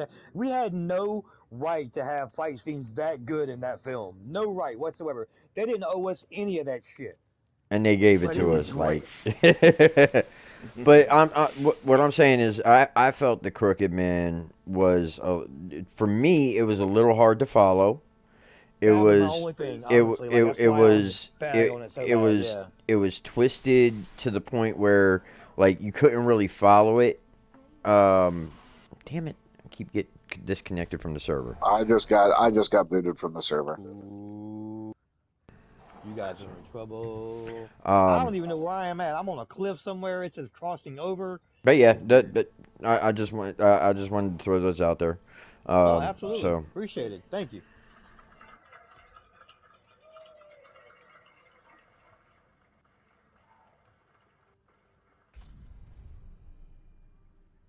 Yeah, I don't know where I am. What the fuck? All right, so Wes, or Fan, your turn. All right, all right. I had a couple of them. I got a few here. Three of Hell them to be yeah. in fact. All right. Baba Yaga, The Terror of the Dark Ooh. Forest. It's a Watch Russian out. film. Uh, It's 2020. It's about the Baba Yaga folklore. And from what I've hmm, seen from the the little trailer I boogeyman. saw, I am into it. I'm like, okay, this like the just the scope of it, the premise, like the gist of it, you know? You get in the trailer and it's enough for me to like want to see that movie. Then we got The Deep Dark.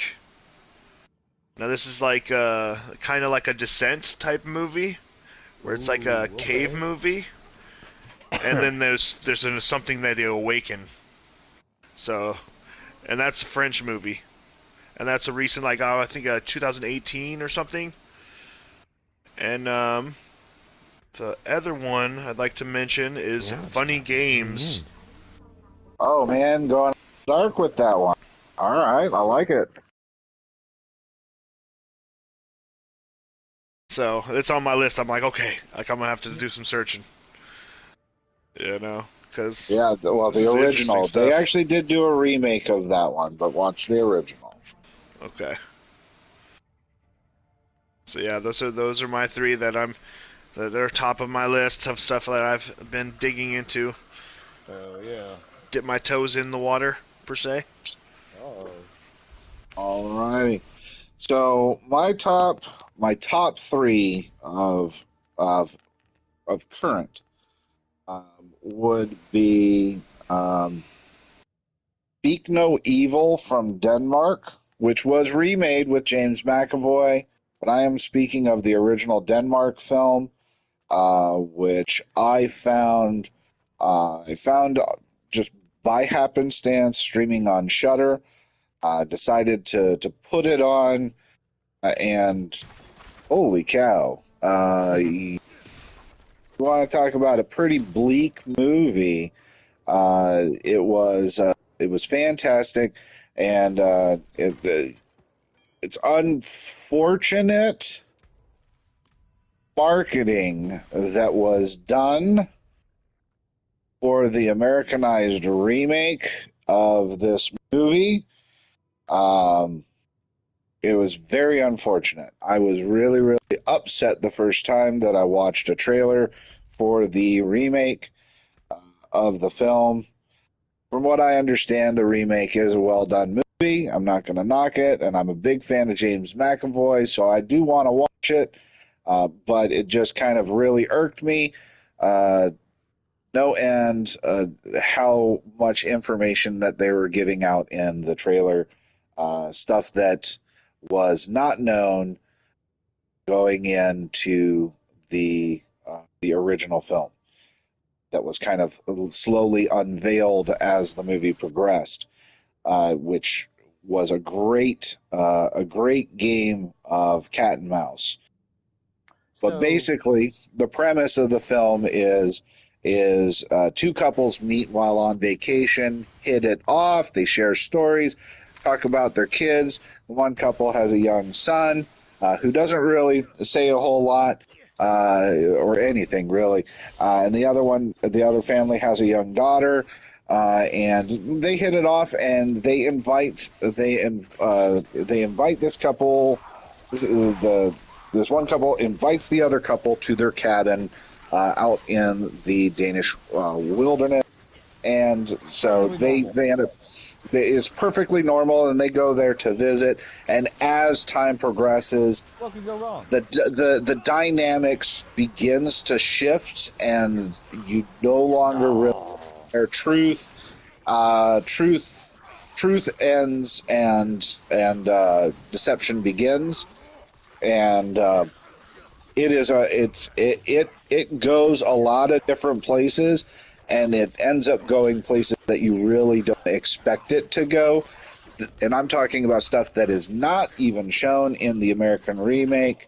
And in fact, the ending was changed for the American remake.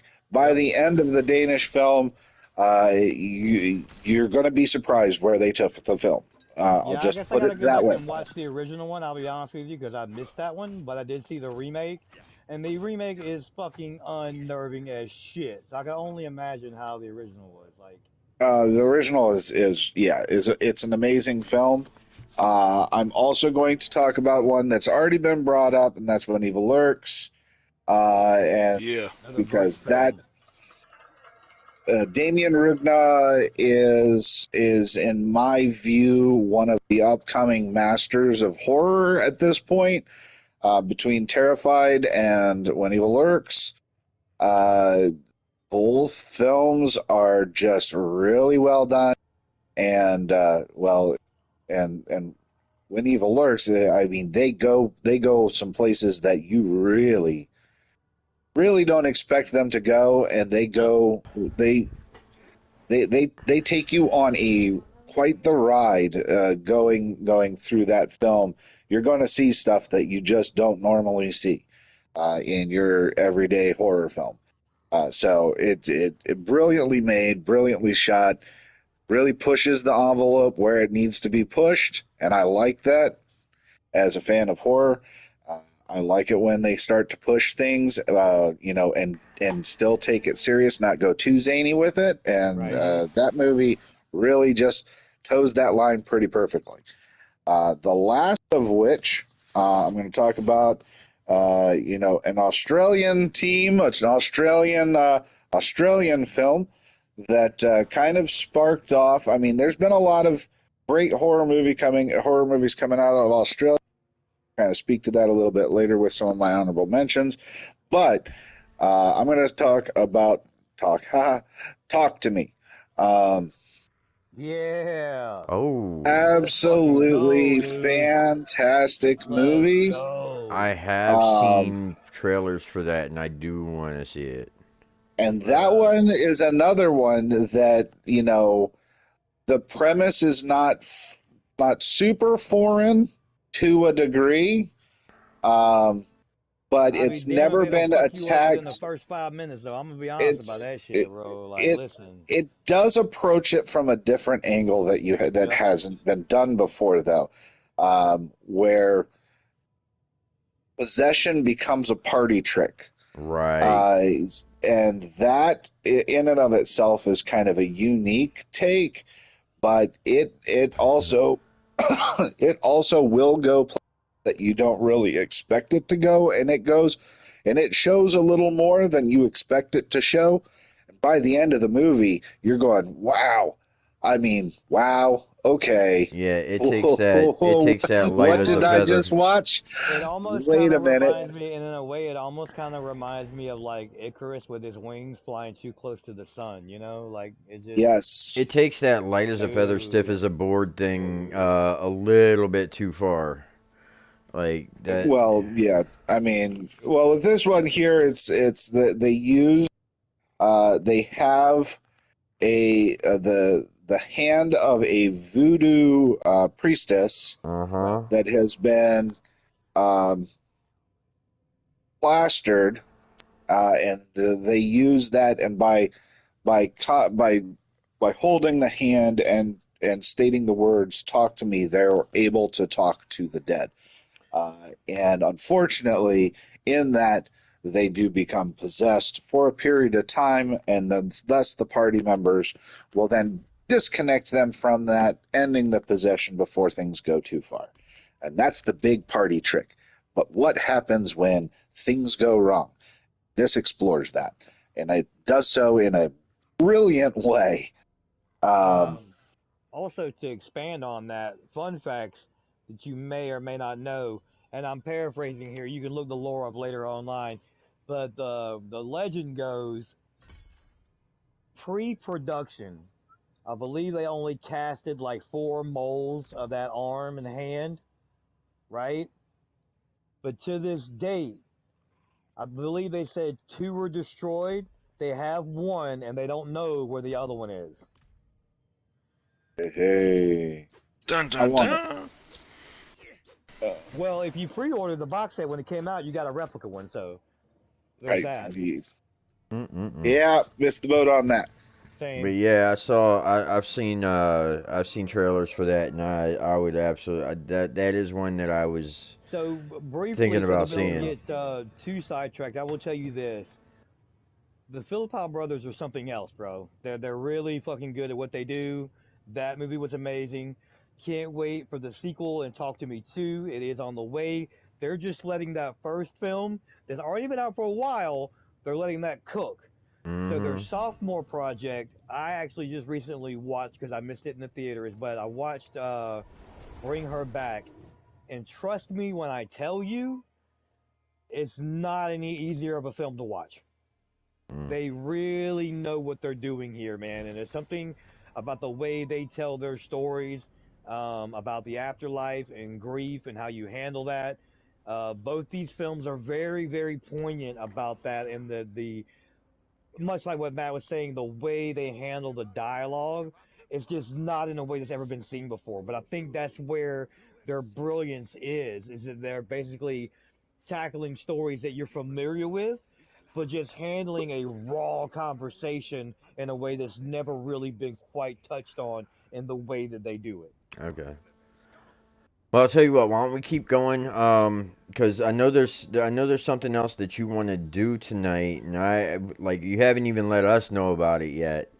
Well, Um. it was in the comments earlier, and I'll go ahead and just let Yep, you guys I know now. do. I'm gonna be sending you a link so that we can all vote live together. Hopefully, it won't take that long. But for quite a few years now, Fangoria magazine has had what is to be known, in my opinion, as the premier award show for horror content. Um, they most recently have added best horror video game to the award nominees now this year, or since last year. So just really kind of excited to see what the categories are, what the nominees are, and that was the whole point, just so that we'd have a talking piece and nobody really know or what to expect in terms of what the nominees are. But we're literally just gonna all log into this website, vote all together for the first time, and that's it. You know, really simple. Yep. Cool. Once again, no wrong answers, but we get to showcase the voting. Technically, voting ends tomorrow. So if you're watching the stream tonight, make sure you get in there and vote, especially if you're going to be too busy tomorrow. I can't even begin to tell you what time the polls close tomorrow because I don't know. But I do know that they close on the 20th. So I thought it would be just a great chance for the 5x5 to get together as a horror collective, Yep. cast our votes tonight, and, cement our entries as we cast our votes into the ballot of the Fangoria Chainsaw Netherverse. And this The goes for award the ceremony this is goes for going to be those. this goes for those. This goes for those that are watching ITP 5x5 on YouTube right now too. So, Oh yeah, you absolutely. know, If you're live and you're hearing us and you don't know about the Chainsaw Awards and you have not voted yet, get your ass online. Make sure you click the link. You can find them on Instagram. It'll take you straight to the polls. I'm gonna send these guys a link now so we can go ahead and get started voting here soon. But yeah, it's gonna be a great time. The award show, I gotta look that up too, but it's gonna be probably a few months after, probably closer to Halloween, I think. Yeah, it usually is closer to Halloween. They So but as you it know, gives the us a award chance. show, It actually gives us a chance to have our voices heard correct, with the vote. You know, as right. horror fans. You know. And the thing is we've kind of been talking about horror since the beginning of the year almost, so we've had a chance to kind of catch up on most of the current horror films to at least know about them enough to cast our vote. So it'd just be something fun that we get to do together. You know, last year I pretty much voted by myself, and then I ended up watching the award show on the stream last year. So it's like, we're just kind of leveling it up now. You know what I mean? We'll get to vote with everybody here, and then hopefully we'll be able to get back together and watch either the live broadcast or the rebroadcast, depending on when that happens and availability and all that. But yeah, we're gonna make it happen, and it's gonna be a fun thing to do.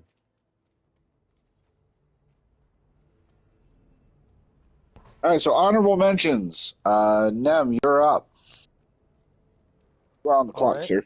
Yep.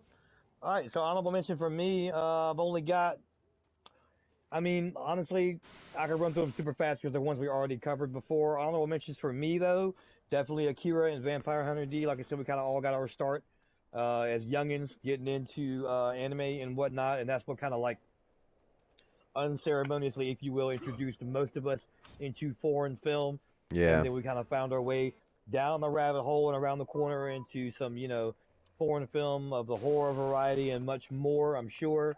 So for me, I've got, the coffee table that I wanted to mention to you guys: Midsommar, Akira, Vampire Hunter D.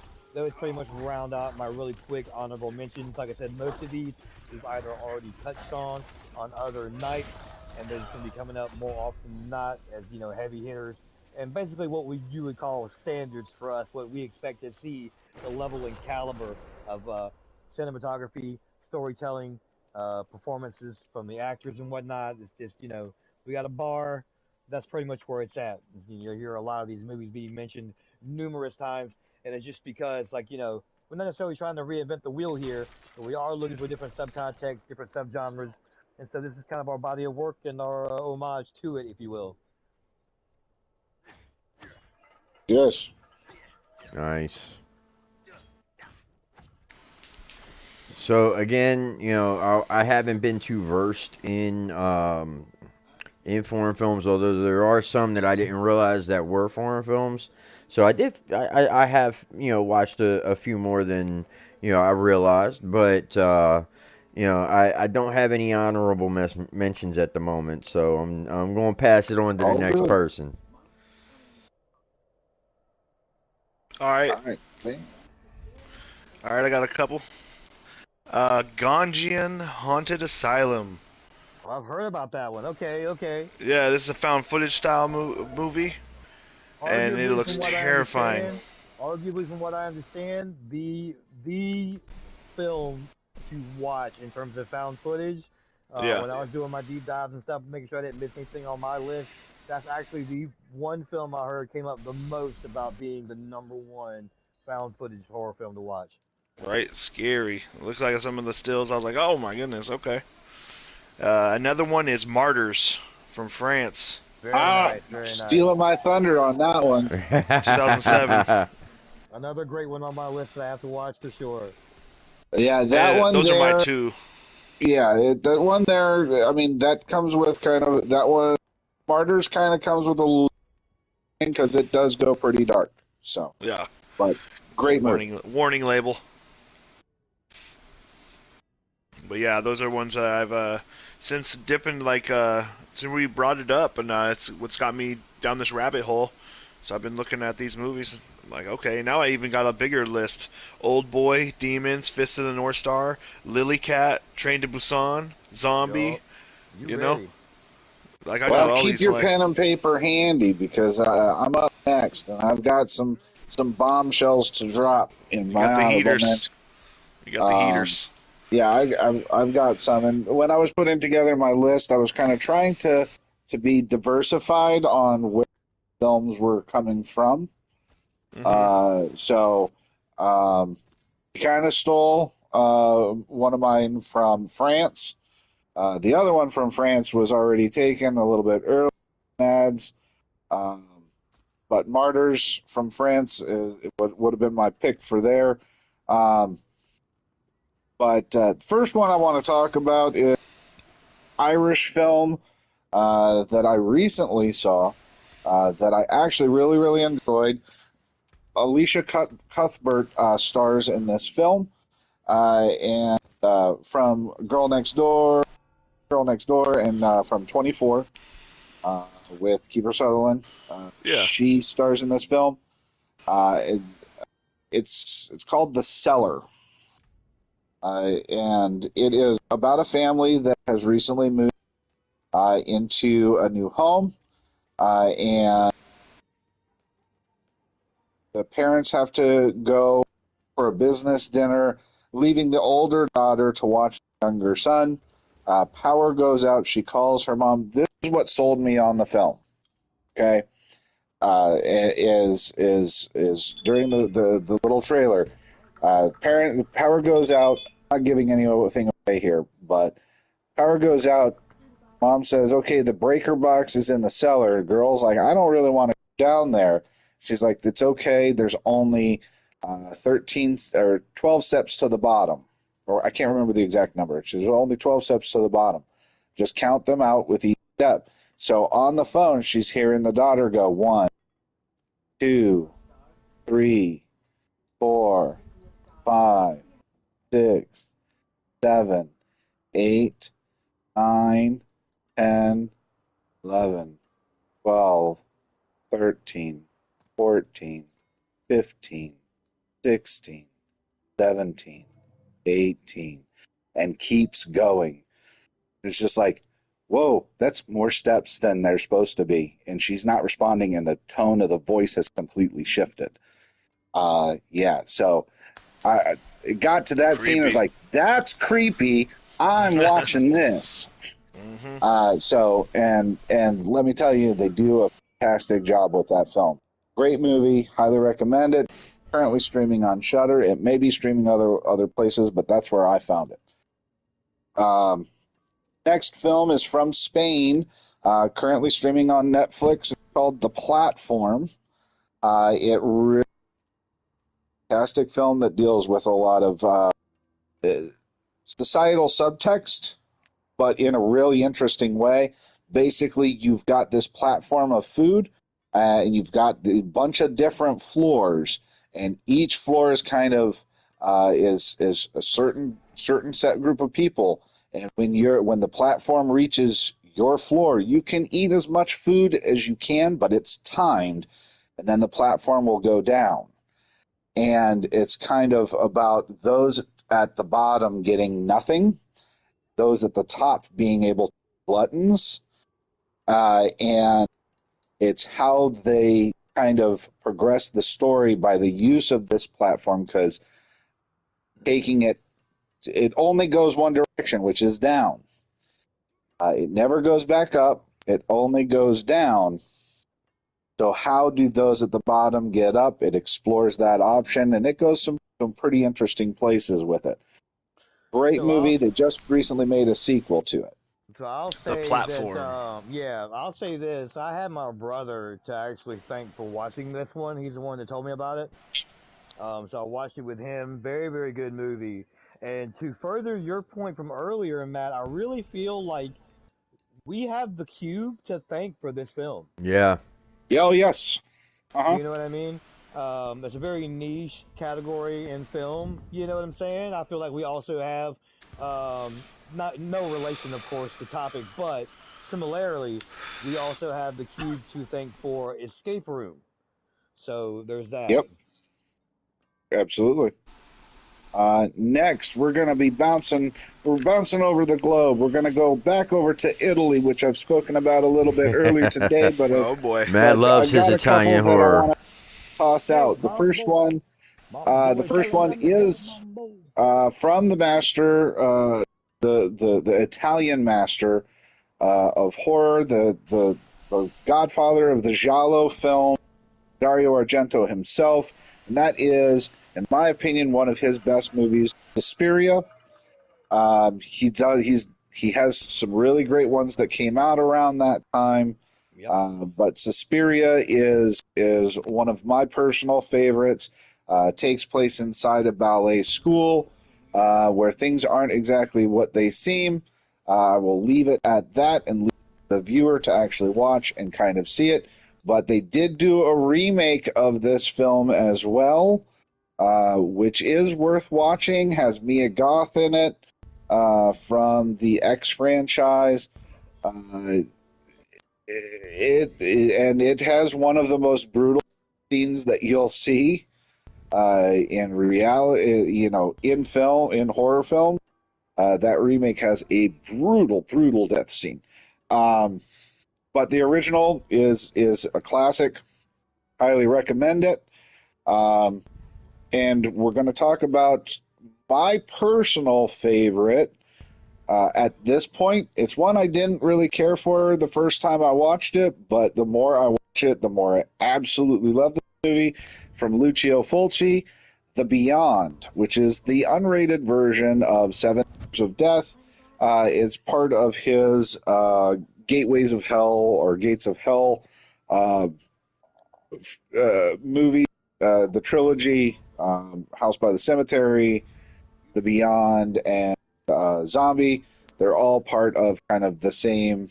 They're kind of linked in a way, but Okay. The Beyond is one of my favorites. It takes place.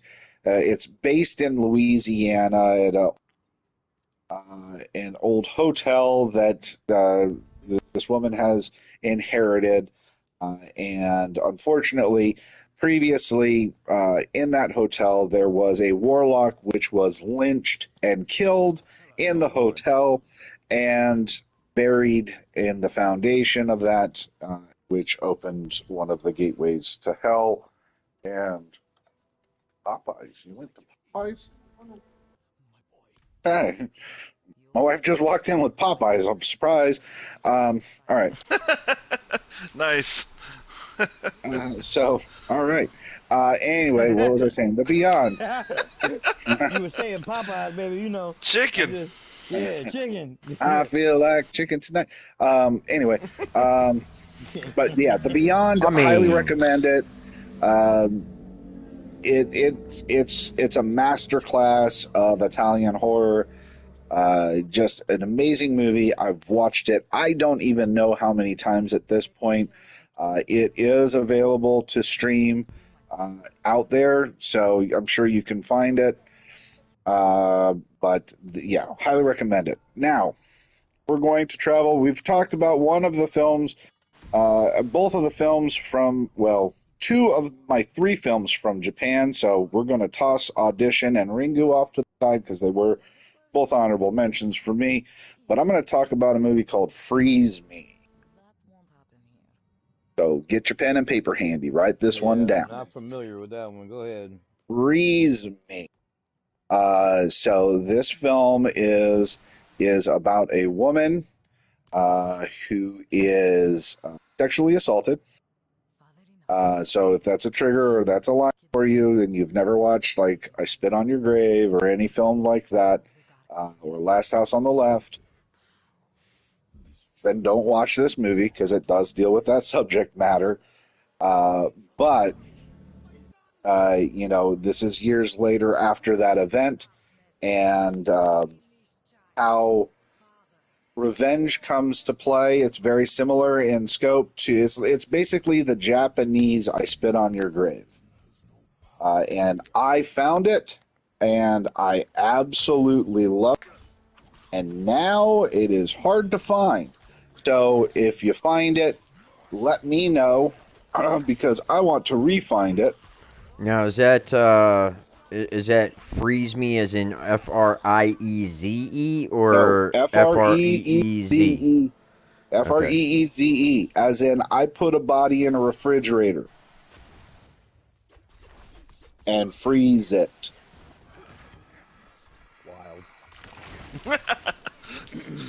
Well put. So, so that's that one. Now I'm going to travel to Australia, and we have talked about that one, but we have not yet talked about Wolf Creek. So I just want to toss that one out there because Wolf Creek is an amazing film. I'm not going to talk too much about it. It is an honorable mention. It's just one of those movies. It's an Australian slasher film, if you will. But it's one of those tourists end up messing with the wrong local, and Right. they fuck around and find out. And Wolf Creek is pretty hardcore. But the other one that I want to talk about, I think I have mentioned prior, but it's called "You'll Never Find a Small Film," kind of a slow burn film, and it is about a man who lives in a um, great gated area by himself, and a mysterious woman shows up at his door in the middle of a torrential rainfall, barefoot, and is in need of help. And he lets her in, and they have conversation. And this is one where it really plays with you. You as the viewer will not until the end of the film will you have a firm grasp on what exactly is going on. I'm a big fan of horror movies, and anybody who watches horror movies a lot or is a fan, they have a tendency when watching a horror film to go, okay, I've seen this before. This is kind of how this is going to play out. And a lot of times we have those tropes, and they do play out the way that we expect them to. I will tell you this: the back and forth that occurs in this, you will never know exactly what's happening until the end when they when you get the real reveal. You'll be going back and forth in your head, like, well, is it this? Well, is it that? But trust me when I say it's definitely worth a watch. Very small film, basically, really just one location, two actors, but man, compelling story, and it'll keep you guessing. So highly recommend checking that one out. You'll Never Find Me. Write that one down. Um, Next one, I want to go and I travel to Spain, and I'm going to talk about, in my opinion, one of the more influential or one of the most influential filmmakers to ever do film, Alejandro Jodorowsky, and his horror film Santa Sangre, um, which I'm not going to tell you much about. I'm just not going to do it. It doesn't come with necessarily with a warning label, but it is an avant-garde film. Jodorowsky, who should have originally made Dune but didn't. This is one of my favorite films of his. It is about a carnival. Well, about a mother and son carnival act where the son is acting as the mother's arms. That's all I'm going to give you. Watch the movie and find out what I'm talking about. Nice. Last movie is going to come with a little bit of a warning label, and I'm going back to Australia for that one. It's a movie called Feed. If you're into something that is gonna be a little disturbing, but well done, Feed. Look it up, read about it. If it sounds like your bag, watch it. I found it really interesting. I did enjoy the movie quite a bit. That's why it's an honorable mention today. And similar to like the coffee table, it's if it's not crossing a line for you, watch this movie. Nice. That's all I've got. Yeah, good list though. Yeah, right. Nice, What was the nice second to the long last list. one though? He You'll never find me. You'll never find me. He No, kind going of after he that. kind of took over some of mine. Like, You'll never find me. Feed. Yeah, I think that was it. Feed was the last one. You'll never. So it's the Beyond. You'll never find me. Suspiria, Santa Sangre. Oh, Freeze that me. might be the one that you were talking about. Santa Sangre. The one with the arms. Yeah, Santa Sangre. Okay. Santa, like Santa, Yep. and then Sangre. Santa Sangre. I had a feeling. It sounded like it was Latin, so I wasn't sure exactly. I didn't want to No, assume, it's but yeah. Spanish. Okay, yeah, I thought so. Great movie. And if you like I got a that one, question. I've got more to show you from Alejandro Yodras. The oh, lily I'm cat. sure. I'm How do you sure. spell that? Well, voting It's L is dot L dot Y or L dot I dot L dot Y Okay, it's a Y. I and had then it in here as CH. L dot I dot L dot I dot. So it's a No, Y it's at the yeah, end. it's Lily, Lily, Lily, but it's like it's an acronym. Right. So it's all right. lots. Well, So I voting. have sent the link so you guys can go ahead and vote. So Yep. we can start with that when you're ready. Yep. Voting is live, so we are good to go. Voting, huh? I Hold just on, hold on. just logged in. Um.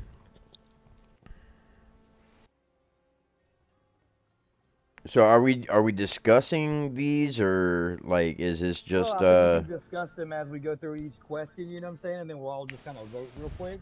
How But many yeah, things is there to vote on?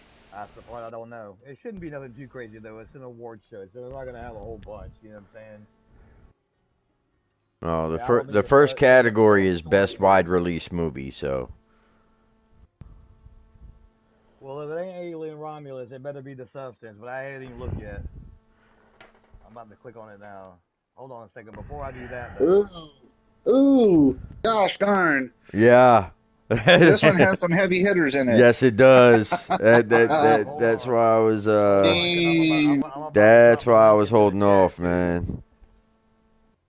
That's why I Oh was man, holding this one off has because some. this. Nem, you're gonna have a problem. Yes, you are. Problem with this This one. could possibly go too long for me. Like, it's already 8 o'clock over here. Tell you what, I'm going to take a quick smoke break before we hit this up, and I'll be right back.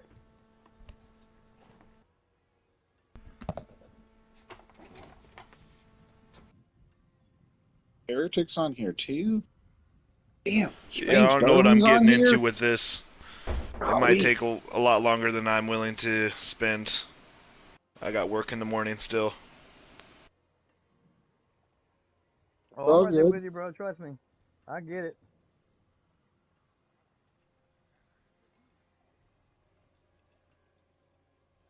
If it had a list like where it's like, okay, vote on 10 things, then I could be like, okay, I'll try it. You know, I can do 10. But if it's like some kind of long list of things to vote on,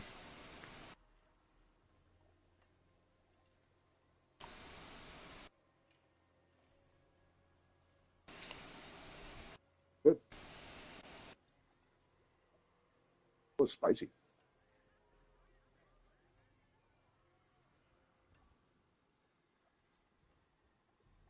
but it's not hot, but it's spicy.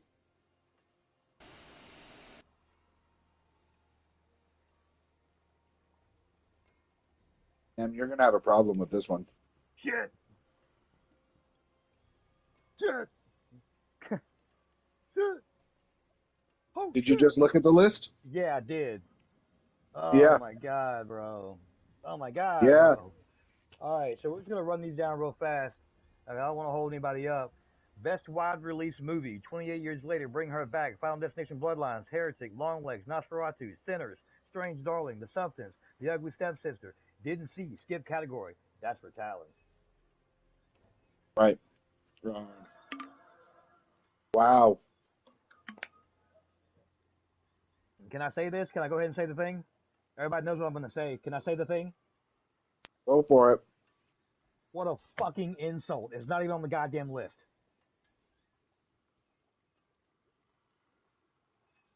It's not even on the list, my dude.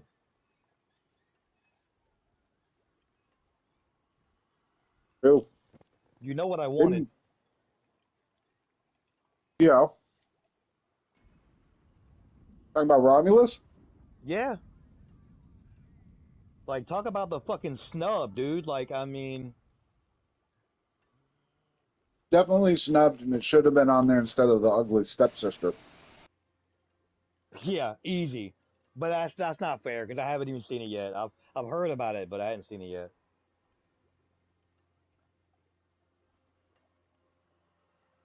I would put Romulus above Longlegs.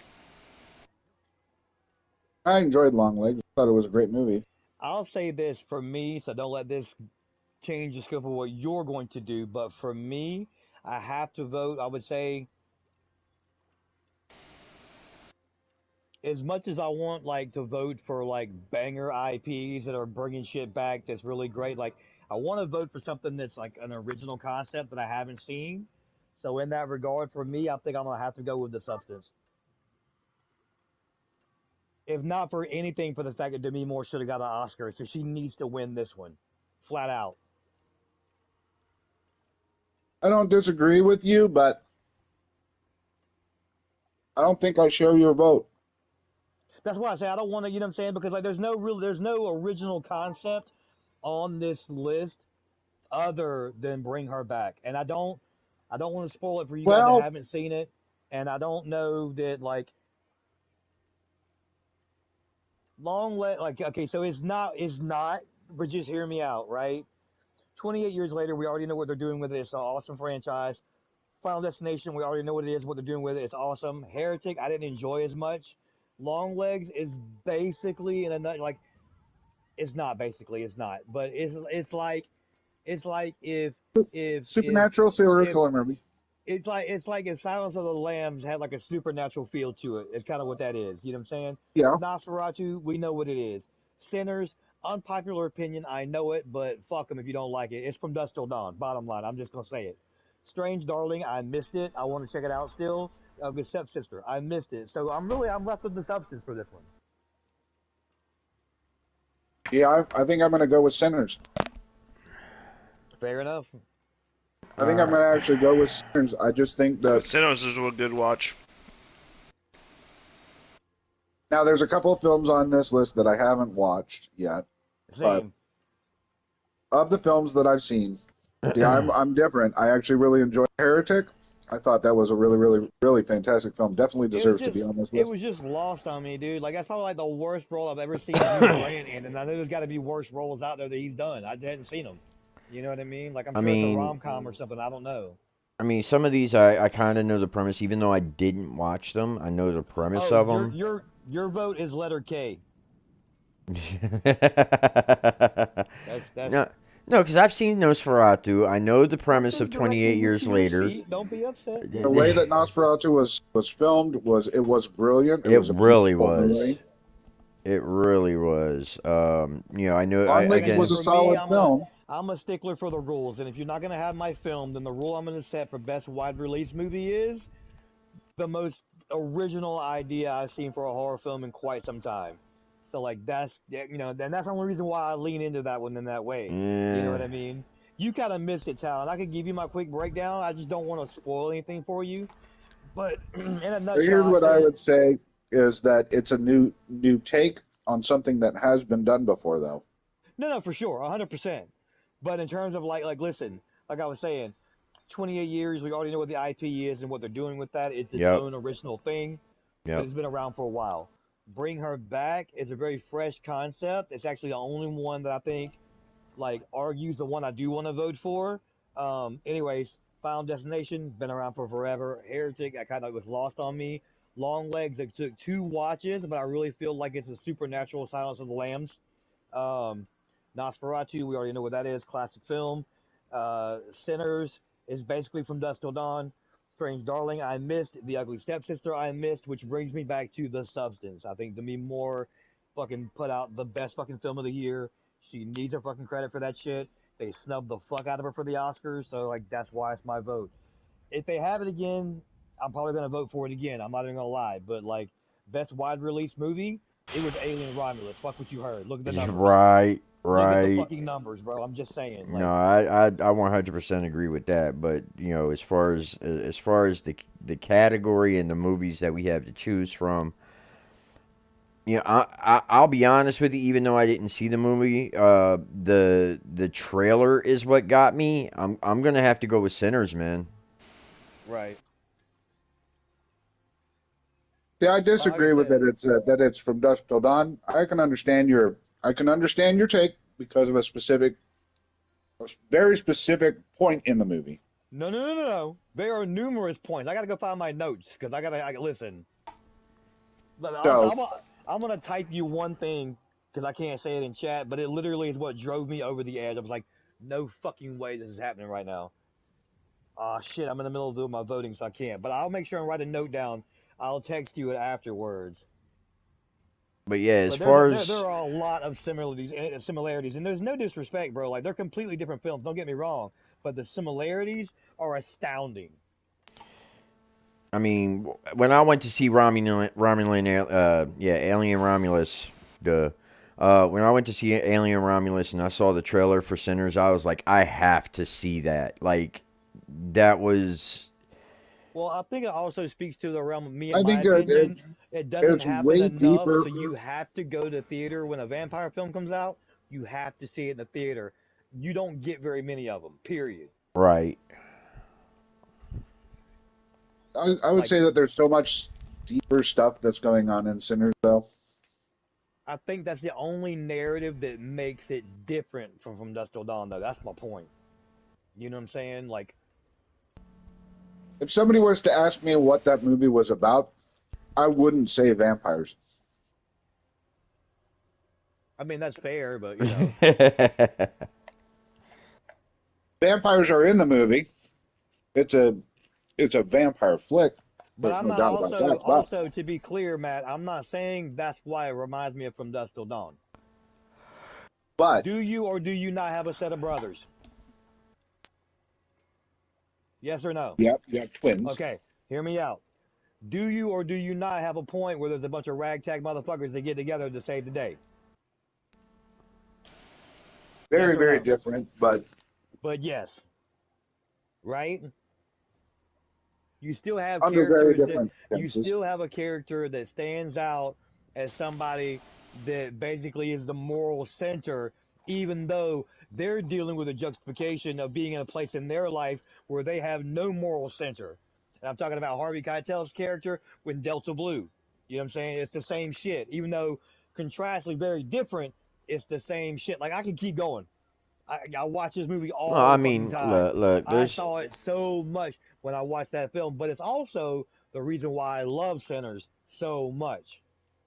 But there's more. but I There's mean, so much more. there's a lot Oh, of yeah. horror movies that build off of others. No, no, no, no, You no, no, know, no, no, no. You're not wrong, but I mean specifically the same storylines in canon that's forwarding the story, even though Sinners is on a narrative of like musicians, heritage, ancestry, Sinners all is that about shit. Like music. exactly, that's my point. But still, just because that's the focal narrative point of that film doesn't mean it doesn't coincide with the narrative focal point of From Dusk Till Dawn. Because even what From Dusk Till Dawn was actually about was never actually really touched on. They just kind of faded to black as they pulled back the camera and showed that it was about ancestry and lineage. You feel what I'm saying? Well, From Dusk Till Dawn, to be fair, was well. I know you're struggling, Matt, and I'm sorry, but this No, is the no. only point From I Dusk Till have Dawn here. was really about it was about two brothers on the run from the law that were trying to make That's one outside part of of the the country. story, absolutely. But guess what? What was happening in the centers? Two brothers running. You know what I'm saying? Like, listen, I could do this all day with these two films, but I'm telling you, I really saw a lot of great coincidences. It's not a point of Sinners was contention about where two I'm brothers arguing. who had returned home that were planting roots. Were they? I'm not going to spoil too much Yeah, about because that. I don't want exactly. I don't want to spoil it, but you But know what I mean, man. We're really splitting hairs here to say that they're not similar in film.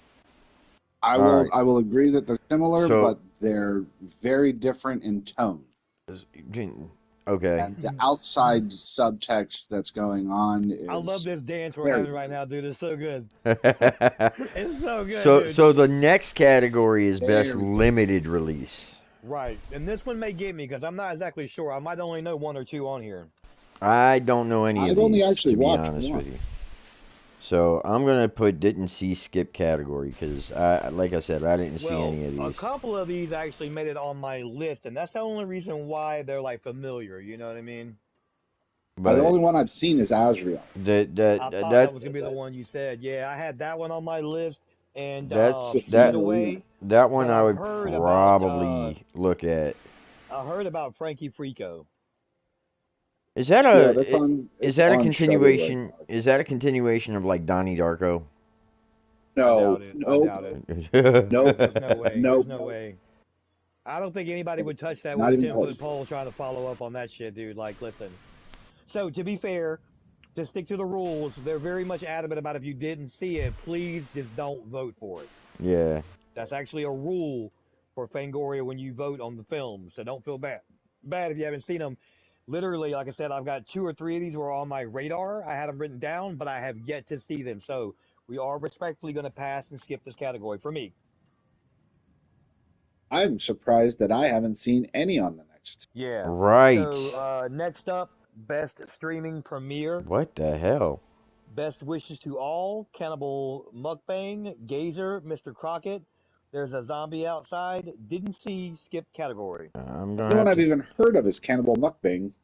Only one I ever heard of was Mr. Crockett, but the context of it, I didn't necessarily, not necessarily, I wouldn't say agree with, but it came close to my line, so I had to pause on that one. I heard of Best Wishes to All, but I did not watch that one. Yep. All right, so So then next up, ironically, we're getting right into the category that we were just talking about. I could not have called this myself. I swear to God, I didn't look. Best Best international film. international. oof. I So Ooh, on the list, we've got Cuckoo, Dangerous Animals, Oddity, Red Rooms, The Ugly Stepsister. and Did to not be see honest, skip category. and to be honest with you, the only one the I actually heard of on that list is Oddity, So and I I think Oddity had that's is because Cuckoo. dope. I and had that's because I think Cuckoo. somebody had brought it up previously. Right. I had Cuckoo, Oddity, and The Ugly Stepsister. Yeah, I've Were on actually my watched radar. watched Cuckoo, and I own Cuckoo. I and watched it, and I have watched Oddity. Right. Um, so I'm Ooh. kind of torn between those two. Both Well, those Oddity's are the only one I could vote for, so that's what I'm doing. Ooh, shit, bro. And again, we're back at I'm gonna go with best first feature. Cuckoo. It was a little polarized. Some people it's like a lot. I actually really enjoyed it. Yeah, I'll have to check that one out. It was definitely on my radar. So next up, we got Best First Feature, Best Wishes to All, Blink Twice, Cannibal Mukbang, Mr. Crockett, and The Ugly Stepsister. Or did not see skip category. Now I This one for can me, I've got to vote. I actually got to vote myself on this one because I've Perfect, actually seen it. Blink twice. bruh. That Blink film was something Twice. else. That's the one with Canning. Yes. Okay, yeah, that's got my vote. Supposedly, loosely based around some people that have made the news recently. Yeah, that Oh, actually was now a really this solid. this Ooh. should be a great category, guys. Up next, we've Yes. got Best Lead Performance.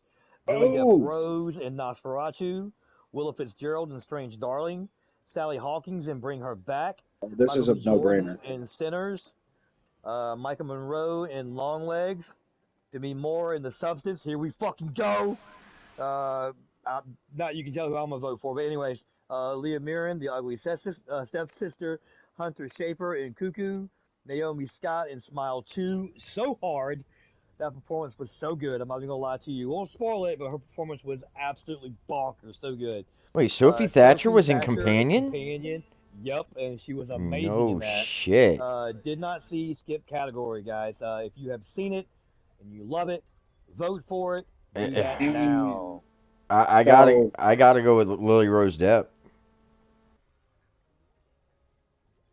Cause yeah, So for me, I mean, to me, I mean, it has to go to one. But there are a few that are, oh, man, that are up there. I mean, Michael B. Jordan playing twins and sinners is not to be understated. right. Willa Fitzgerald in Strange Darling was brilliant. Um, Naomi Scott was solid in Smile 2, and Sophie Thatcher was great in Companion. Those are the kind of the standouts to me. Lily, I don't think was she did a fantastic job. Don't get me wrong, and she deserves to be on this list, but she wouldn't be up there with those other ones to me. Right. I haven't seen Bring Her Back yet, so I can't speak for Sally Hawkins' No, performance there. I'll be Making honest. I think Room she did a great and job. Long Legs was a solid performance, but again, that one there it doesn't reach the level of some of the other ones. Me, Leah, I haven't actually watched The Ugly Stepsister, so I can't really speak on that. Hunter Schafer and Right. Cocoon did a great job, but again, it's not in the same category. So for me, it has to go to Demi. Right. That's Absolutely, I dude. think that her performance there Operation, was so win much this nuance motherfucking to it. award. Full fucking send, dude. Like, it's gotta happen. I'm Well, moving Demi up to Moore the is next just a category. Demi Moore is just a great actress to begin with. So I get that. Um, Oh Hey, my god. Yo! there it is. I already And got I'm my vote in. so fucking yep, torn, too. yep. I got my Alright, vote so in. just so we'll go over these guys real quick. Best Supporting Performance, Nicolas Cage for Longlegs, Miles Catton for Sinners, which was great, by the way. Ralph Fiennes. 28 years later, it will not be a spoiler to tell you this. In my personal opinion, I think he stole the fucking film, but whatever. Anyways, Hugh Grant for Heretic, David Johnson for Alien Romulus. That's our vote. And then we've got Winmu Mosaku for Sinners, Jack O'Connell for Sinners, Margaret Qualley for The Substance, which is definitely deserving. She did a great job. Bill Skarsgård and Nosferatu. Obviously, this is a stacked list right It now. really Dan is. Stevens and Cuckoo did not Dan see Stevens and Skip Cuckoo was amazing. I'm category. not gonna Yeah. lie. He was stealing that movie. He was chewing up the scene. No, I got him. We're finishing. We're voting now. He's actually just got started, so we're looking good for time. David Johnson's got my vote. Yeah, absolutely. Enough said. I'm already moved on. What's Best the next one again? director. Best director. Oh yeah, it's there. Ooh, shit, fuck, bro. Uh, damn. Um, Whew. I'm stuck on A and D. I can't even lie. So we'll run through these real quick. Best director, Danny Boyle. 28 years later. I mean, the man's brilliant. He made his way for perfection, and I'm happy about it. Ryan Coogler, literally one of the best films to come out so far this year in Sinners. Robert Eggers dropped a landmark milestone of a classic in Nosferatu. Yes. Um, Caroline Fargo literally made like one of the best body modification horror films of all time. And then dropped it with a sleeper of an actress in Demi Moore. So it's tough, dude. Osgood Perkins, great job with Long Legs. Took a couple times for me to watch it to really enjoy it, but it's a great, great film. Did not see and skip category if you did not see any of these. My problem is I've seen fucking all of them. well, I haven't seen Like I said, 28 the only so one that I've seen on that list, unfortunately, even though I know the premise of like Sinners and 28 Years Later, I got to give it to Nosferatu because that's the one I seen. That's you. You're good. Matt, what do you Well, I got? mean, and that is not a bad choice. Right. So That's what I said. There's no wrong answers on really this not. category for sure. There really is no wrong answer, dude. This one here is a hard one. Because we're just not just talking about in this one here for me. I'm Not going I'm with not looking Caroline, at it dude. as which one did I like the most, is which one is the best put together. That's what I'm saying. And I really feel like Um, Caroline's body of work for I me mean, was like outstanding, dude. Like Danny's not done yet. You know what I mean? So I kind of have to pause to let him cook. You know what I'm saying? Like, I haven't seen A, so A's kind of off of my list. Right, fair. Osgood, Perkins, and Longley, he did a fantastic job with Longley, but that one, it's not in my Wait, personal conversation, where are you particular guys one. at? But man, talking between Best director. Coogler, Eggers, and Fargot, and each one of those films is obviously, Lord but Fargot. you have two that are Lord Fargot. period between Sinners and Nosferatu, and Right. both capture the time period perfectly. Absolutely. Absolutely. Well said. And then you've got the substance. So the substance is very, very different because the cinematography on that one was very, how can I kind of put it?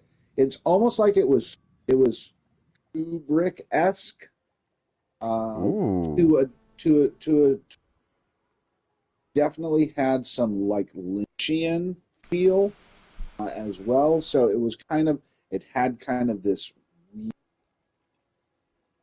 uh, this I is got the definitely leaned this is the maybe on substance that you're talking yeah. about. definitely leaned on color schemes, and it's This this this one's is tough. the is this the substance or long legs that you're talking about? The substance. Longlegs Ooh, isn't in this I conversation at this got point. I got like Sinners Nosferatu and the substance are the three that, in my mind, are going head with we each got other. we got maybe 15, 20 minutes to go, guys. Heads up. and we're only about halfway through this, so we Well, need I don't to. know actually. I don't know. Like, you Well, know. if you look at the top, there's a bar. I'm tapping out, guys, so I'm gonna hop off. You All good, right, homie? brother. You Make sure have you a good finish that one. battle though. Yeah, like I Nah, said, I no, have I to get didn't it to even get into it. Nosferatu. I don't have time for all that. I gotta go to the store before I go to bed, and my bedtime's at 9 o'clock. It's 8:12. Gotcha. All I gotta right, wake up. brother. I wake up at 2, 3 in the morning, so I only get like 4 or 6 hours of sleep. So, All right, man. Copy that, man. Well, have Get a you good some night, rest, brother. Captain. Love you. You do you. all right, Have a love good you. one, brother. Peace. Have a good Enjoy one, your bro. Appreciate voting. you, man. Absolutely do. Appreciate you being here. Thank you so much. All right, peace out. Later, dude. Thank you Take it for easy. joining us. Yeah. Yeah, I'm gonna have to go This is a with hard one. like I said, I'm gonna have to go with Nosferatu because that's the one that I seen. So, Yeah. So next up, then we got That's best not a bad choice. screenplay. I'm telling you, No, that's it's not a not. bad It's not, choice. dude. It's really, really good. That to me, it's a real. Like, this is the whole reason why we had to vote, right? Because there's not going to be an instance where all of us vote for the same thing. You know what I mean? right. Maybe once, but everybody's going to be different, so it's important that we all vote. So best screenplay is up next. It looks like it's just as tight. I'll Yeah, it be really honest. is. From the way you guys are talking, But this is yeah. And see, Um, I've seen bring her back, so I got my work cut out for me because I can't decide between the substance and bring her back. Also on the list for those watching that may not know, we got Heretic, Sinners, the substance, bring her back, Strange Darling. This nomination is gonna be for the best screenplay. Um, uh, I'm gonna. It's as strange as it is in this particular one. I'm gonna darling. yeah, I haven't seen it yet, so I'm not. yeah, I have to go. I'm gonna have I to have to do go. that. I have to go skip category. I haven't seen any of them. And the way you guys are talking about the substance, I might have to check that one out. Bruh, you gotta add it to your list. Don't even, you know what I'm saying? Not like do it. But not only that, have you seen Mother yet? Mm, Listen, dude, I've been training this week, dude. next week we will be in 12 weeks. You gotta Yeah, get we to it, recommended that on what, week 3? Yeah, I think. something like I think. that. Yeah, All right, so let's get this vote it's in been then for over a month. screenplay. Dude, this is gonna suck so bad because I can't decide between Substance and Bring Her Back. There was Oh, so many like Jesus. oh shit moments. You know what I'm saying? Um, uh, Fuck. The next category. Now we're talking about straight photography. I can't betray it, dude. I gotta go back. I gotta keep stick with it. All right, next one, cinematography. Oh, cinematography, dude. Oh shit. Nosferatu and the Substance. Yeah, Sinners is on there too, uh, but Bro, Nosferatu and the Substance are the two that are. listen. Do not let me waver you unless I see something crazy. I'm just going full substance the whole way, dude. This is his last hurrah. It's gotta get like, listen. It's gotta happen. I need some. I need it, bro. I'm sorry, but I I need gotta it. go with Nosferatu again, cause Trust me, when you see it, you're gonna be like, yeah, I seen a story about a vampire before. This shit right here is fucked. I should have voted for the substance, but it's okay. ooh, Yeah, but we're not talking about vampire versus the versus woman trying to best. de-age Next in one this is particular best instance. We're score. talking about simply how it's shot. That's what Yeah. I'm saying, dude. Like, listen, I'm gonna you go remember that movie? Nosferatu. You've seen it. Oh, see, I almost touched it, and then it was like there was He's like a like, I steam almost touched sensation. it. Okay, so let me say this, without spoiling anything for it. Some of the innovation that has been made in the progression and the way he shot the film, even though a lot of people felt like it was a regression, was pretty fucking badass. And Danny Boyle did some great shit with 28 Years Later. So it's like I almost want to give Anthony Don Mantle credit where it's due because like the way the film, you know what? We're breaking the rule. We're doing it. I'm giving it the 28 Years Later for cinematography. I'm doing that. Hope you guys get to see it soon. That's locked in. All right. So If next I'm one gonna is give it to best them, that's where score. I'm getting them. Nosferatu locked in. This is where we need Gator, dude. You know what I'm saying? Like this is Gator's category right here, bro. I don't know what to say. Uh, Well, best don't get me score, I wrong. think that's a no-brainer. I'm gonna go ahead and put it where Matt knows I'm gonna put it. Don't get me wrong. I think Nosferatu had a It's Sinners, great hands score, down. Yeah, but hands down, dude. I'm Hands down. just listening to it, like just You know, listening. it's literally what the movie's about. So yeah, Yeah. I'm sticking with that one. All right, Yeah. costume design. Here we go. Ooh. Oh, there is one on here that I have seen, or two on here that I've seen.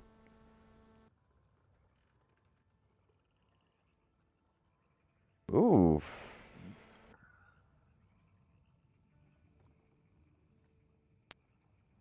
Best costume design: Ruthie Carter Centers, Linda Honestly, Muir, for me, it's between Nosferatu. A and B because both of these are like, well, Yeah. a lot of these on here are period pieces. Don't get me wrong. Like Maxine's a period piece, Substance a Yes. period piece.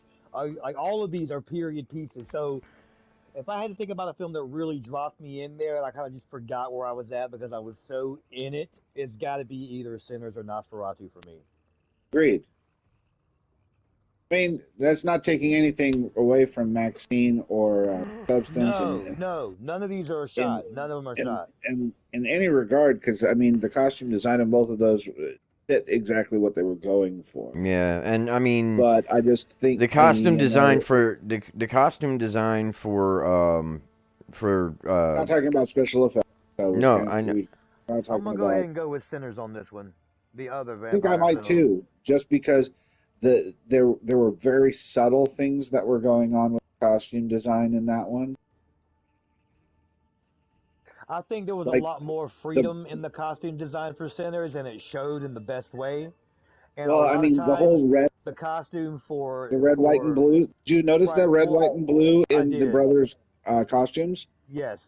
And I Yeah. also was gonna say though with Nosferatu, like obviously the costumes there, or there's a lot, but in the best way. Ooh. Also, it looked really really good, Yeah, it but actually it puts was you in that also period. but it was also in a way though muted and subdued. But I think it was meant to be because a lot of the film was shot in a lot of heavy blues, grays, and dark tones. So in a Mm-hmm. way, it was just muted, which almost was a detriment. But at the same time, to be fair, you're supposed to forget all that. That's not supposed to be the focus. The focus is the characters. Right, and it was almost like it was a black and white film. So like in that way, Sinners actually the costume to me helped drive the narrative of the movie. All right. Yeah. Well, So the next up, we next got best best makeup makeup and effects. FX. Yeah. So we've got So, Long so Legs, the question Terrifier is what 3. exactly is encompassed in this particular category? Because it's not I think the makeup way that effects. it's stated. Is it talking about the special effects or just the makeup? I think it's the closest we're going to get to practical effects, which is what I like to akin it to. So, if we're Um, talking practical effects, oh man, I mean, you have. I mean, don't get me wrong. Skarsgård's costume in Nosferatu was amazing, but uh, You know what it boils down to for me. There's only two on here that count right now. That's Terrifier 3 Yep. and The The Substance. substance. Correct. If we're talking And full in body this particular prosthetics, instance, I heavy might have to go makeup, Terrifier heavy 3. blood, absolutely. It's the first time it's been on a list. I'm voting for it 100%. Like I said, extreme circumstance, I would vote against the substance. This is an extreme circumstance. Best creature effects. Ooh, Oh, Done. I'm not even Alien looking at done. Romulus anything is else. on I'm here. not even looking at anything else. Done. 100%. Not even looking. Doesn't even matter, bro. Extreme circumstance, it's happening, dude. We the workshop. Let's get it, baby. Best To the moon. documentary feature is the next. Ooh. That's an easy one. In Search of Darkness, 1990 to 19. That's I, you know, I've I seen wish, multiple. I Seen wish I almost every had, single one of yeah, these. I wish I had seen it. I'm gonna have to pass, Yeah, I'm but gonna The I'll have to add only that to pass one. as my well. list.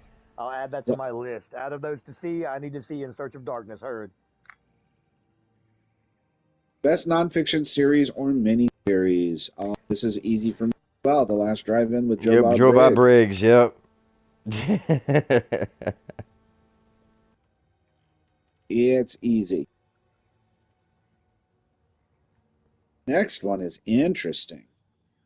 Best I series. already got my vote in. I mean, Oh, I already know what I'm going to put. uh, So best series. the creep tapes Honestly, I wish I from The would have Last of watched Us, Squid more. Game, and Yellow Jackets. That's all I can Creep say is I wish tapes I would have watched more. You know, because I from literally. The Last of Us, Squid Game, and Yellow Jacket. So I will tell So you of the right two, now, a few of these on this list, and From is the best on this list. I mean, I have seen two of these series, The Last of Us and Yellow Jackets, and Yellow Jackets is really freaking good. But you know, just for what it is, because it, you know, again, it comes from a video game. I have to give it to The Last of Us because it's a that Lock it story is in. amazing. All right. So speaking of which, category we've all waited for, ladies and gentlemen, is finally here. For the second year in a row, the nominees are in for best video game, and the nominees are Death Stranding 2, Mouthwashing, Silent Hill 2 Remake, Slitterhead, Sorry, We're Closed, or the ever feared F. F in the chat, guys. We didn't play, skip category. So sad. I will see you and raise you. That is what I was going to say. Nice, nice, nice. Unfortunately, I played none of them, so I will take your word for it and keep it honest and will not vote. But thank you guys for voting. I appreciate that very, very much. Next Best up, we got public Best Public Domain domain Resurrection. resurrection, and Yep. this looks like it's the last category. Perfect. We've Ah, got Popeye's Revenge, The Mousetrap, Popeye the Slayer Man, Screamboat, Shiver Me Timbers, Peter Pan's Neverland Nightmare. And I can happily report I've actually only seen two. And I have not seen a I damn thing, but I think I I'm gonna honestly have to haven't check watched these any out. of these ones. What's that, Matt? I haven't watched any of these ones. Wow. Cause I mean, Well, this category kind of started with Winnie the Pooh, Winnie the Blood and Pooh. yeah, Honey. Yeah. yeah. Which I watched the first one. It was very hard to get through. I think I just had trouble getting with the story and whatnot. I was kind of bored by it, but that's my problem. That's about where I was Um, at. so I will tell you this much though. I do want to see the one with David Howard Thornton in it. I believe that's Screenboat. I could be wrong about that, but I'm pretty sure it's Screenboat. Because if I remember correctly, Mousetrap was the one that literally dropped like the day the IP was up.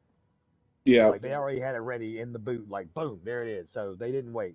Anyways, I have actually seen though Peter Pan's Neverland Nightmare, which is probably the worst of all of them in terms of like the context of the film, is the craziest story out of all of them so far that I've seen.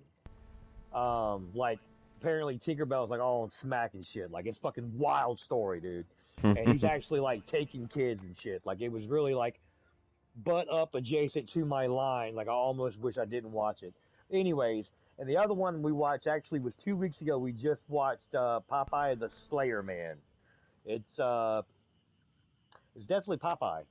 I can say that for sure. But that's just because I'm not really trying to talk shit about the movie. I'm just saying it's definitely Popeye. So anyways, I guess that's the one I'm gonna vote for because like the practical effects in it were kind of jinky, but they were still good. Like that, you could tell it was like a good college try. You know what I mean? So yeah, I'm gonna vote for that one because the Peter Pan movie was just too fucking weird. Um, yeah, and that's gonna be me. I know And you then guys the probably gonna have next, to hit the didn't play skip category, but hey, I appreciate you playing. The there next is one one is more the is best best kill. kill. Oh my fucking god. Ah. This is where I wish I was writing these down. So trying to think of when that movie came out, if that would be in the What's that? category.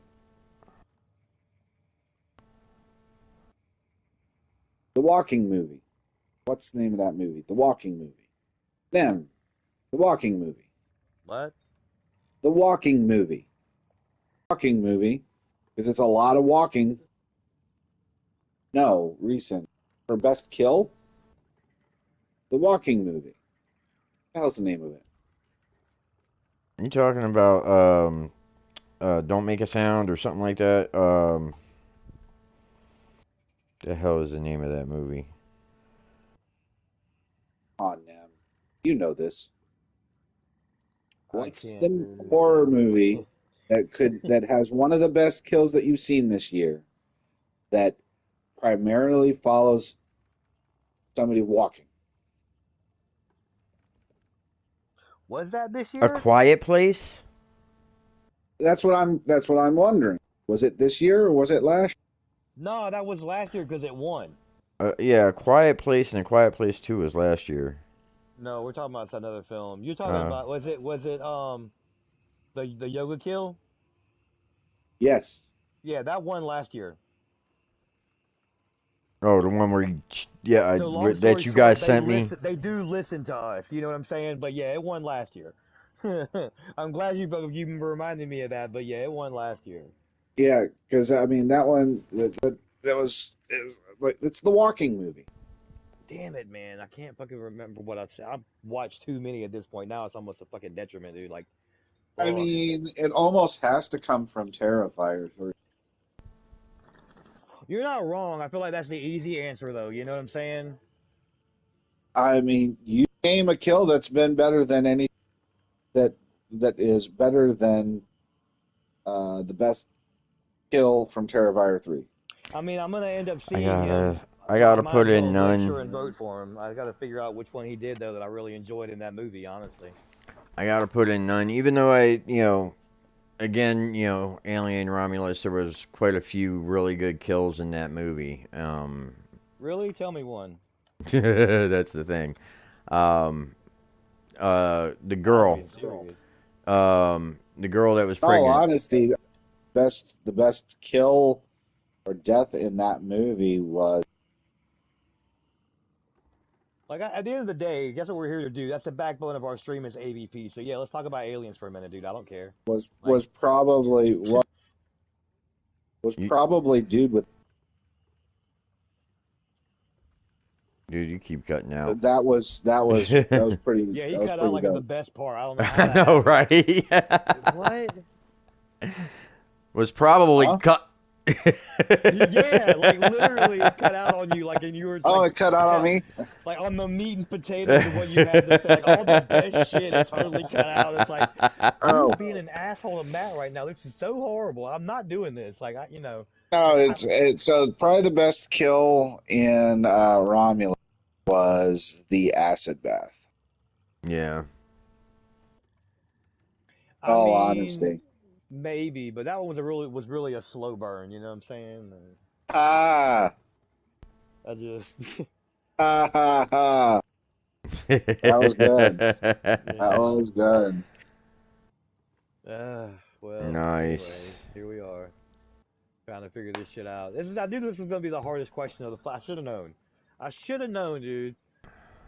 Leave it to Fango to be hitting us with the heavy hitting questions right now. When we're Knowing all that I've seen a tired million and fucking horror films already. Like, no, that's just the whole thing. Imagine, bro, how many fucking movies I've already seen this year. Like, uh, I would say just the whole shower kills and in all Terrifier right, 3 all right, yeah, yeah. I feel like would that's the probably be easy the one, best kill. but I it hate to probably say that I will. haven't seen that. You gotta, That was dude. about You as gotta. brutal as you're gonna get this. I'll be honest though, the husband ate it pretty good in the beginning. Yeah, He ate it Let pretty me but ask good. you this: do any of those kills kind of compare to 13 Ghosts? No, no. 13 Ghosts is a fucking campfire, bro. I'm telling you. Like s'mores and shit. It's not have even. you seen It's any of the Christmas Terrifier morning. films? I, No, I I I have feel not. like no. Yeah, him asking that right there, I feel like Okay, this is a definite no. Like, okay. listen, So dude, 13 this is Ghosts, Christmas milk yes, and cookies. You know what I'm saying? I'm Like, saying you had 13 the Ghosts Lord has Death 13 was Ghosts has one probably of the my best. favorite death scenes ever, where The lawyer the lawyer oh, that's with the absolute glass, candy compared to the stuff that happens in Terrifier. with the glass. yes. Okay, so imagine they did that without turning away, added about 10 more gallons of blood. You know what I'm saying? And then like he played with the brains and shit afterward. Like, bro, Oh I'm shit. telling you, dog. I'm telling you, Oh, and dog, started, yeah. dog. When I tell you this man literally is like holding the crown and leading for slasher horror now, listen. I can't express it enough.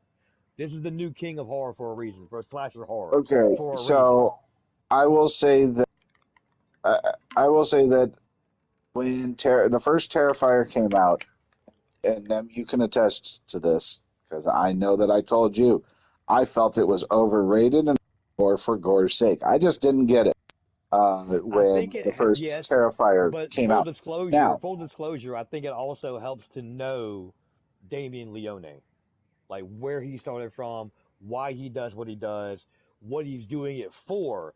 All of these things are wonderful, but the resounding factor is what we love and champion here at the House of Mar, which is practical effects. It just so happens he's doing it in horror film. That's to expand on what you're saying. right, so it really, and I'm talking, it was gory. It was very gory. But I didn't see a whole lot of merit in the character of Art the Clown. I thought the character as like a horror icon or a potential horror icon was a little overstated uh, at the time that I watched the first movie. Now that being said, I went and watched the second one, and well, let's just say a lot more story came out, and I fell in love with the. I ended up clown band in Terrifier 2. Went back and watched Terrifier 1 and really enjoyed it. Loved Terrifier 3 as well. Can't wait for 4. Um, I can't wait to see where they're going to go with this. And the Uh, script has started, by the way. I don't know if you heard about no. that, but the script is officially started. But Yep. that literally all is a cover page, but it started. But yeah, but anyway, so, um, but I mean, the kills are more brutal than you'll see in a Friday the 13th film. Okay. I All right, mean, so last question. significantly more brutal. Just because he uses one of my favorite instruments of destruction, is also in the name of the awards that we're voting for tonight. I'm gonna put that in as my best kill for the shower scene. It's just great. It's a cut above the rest. You know what I mean? I see what you did there. You really gotta. I would just start sending you links, man. You know what I'm saying? I mean, I love horror. Don't get me wrong. I absolutely love horror. You just the gotta know where to watch it. I get it. the It's uh, problem, yeah, the it's tough problem being the is, black sheep, or the black goat, whatever you want to call well, the thing is, like, my wife does it. not like watching horror. Like, she Well, then I honestly suppose she gets gotta watch it scared. with you. Oh wait, did you ask her to hold your hand? Were you scared? I like watching horror movies with people. Like Just can't do Oh, anything by yourself. you really right, can't. You know what I mean? right. He said, right, right. I mean, I play video games with y'all. I watch movies. Like, By yourself? occasionally, occasionally. Well, then why aren't they horror? I mean, I watch horror. It's just, what I usually watch is different. Like, I don't watch the newer stuff that comes out. I like watching, some of the older stuff that I haven't seen. The Full Moon Entertainment stuff, like that kind of stuff. Yeah, but Lionsgate, you know, there's older stuff that we're telling you about that's horror that you could be watching. I like horror. Not gonna win this argument. I like Lionsgate stuff. Like, Okay. So if All I right, find a guys. whole bunch of Lionsgate, hold me Final for it. vote has been casted. Yep, final vote Appreciate has you been cast guys from you as well. for hanging out with me tonight here at the House of Mar. We're gonna be wrapping things up. It's gonna be time time to go and pick up the Batman here very very soon. As always, I greatly appreciate you guys. Matthew Godwood, Talon Steel, ITP 5x5, In the Pipe, on thank YouTube, you. hanging out with us here. Love you guys, man. It's been an absolute pleasure as always. We're at volume 11 now. Next week, landmark, monumental, volume 12. We're going to be getting back into the deep dives, guys. We're going to be having a conversation. I'm going to be sending you a topic or two that we've been talking about doing very soon. It's going to require some research and work from all of us to Okay. collectively put this together. We're going to go ahead and try to dive into the celebrities that built Hollywood, the horror Oh, celebrities yo, that built I've Hollywood. already started compiling a huge list. Perfect, perfect. I love that, love that.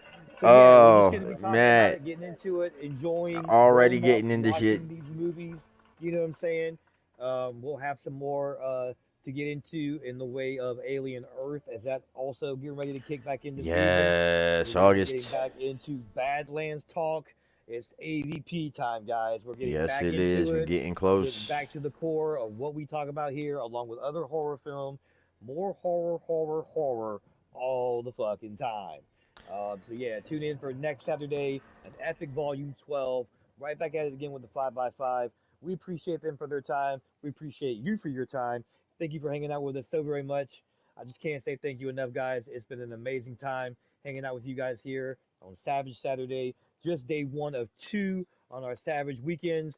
Come and hang out here with the House of Mar and the Horror Collective as we do our best to make one of the largest horror collectives on Twitch and Discord known to man.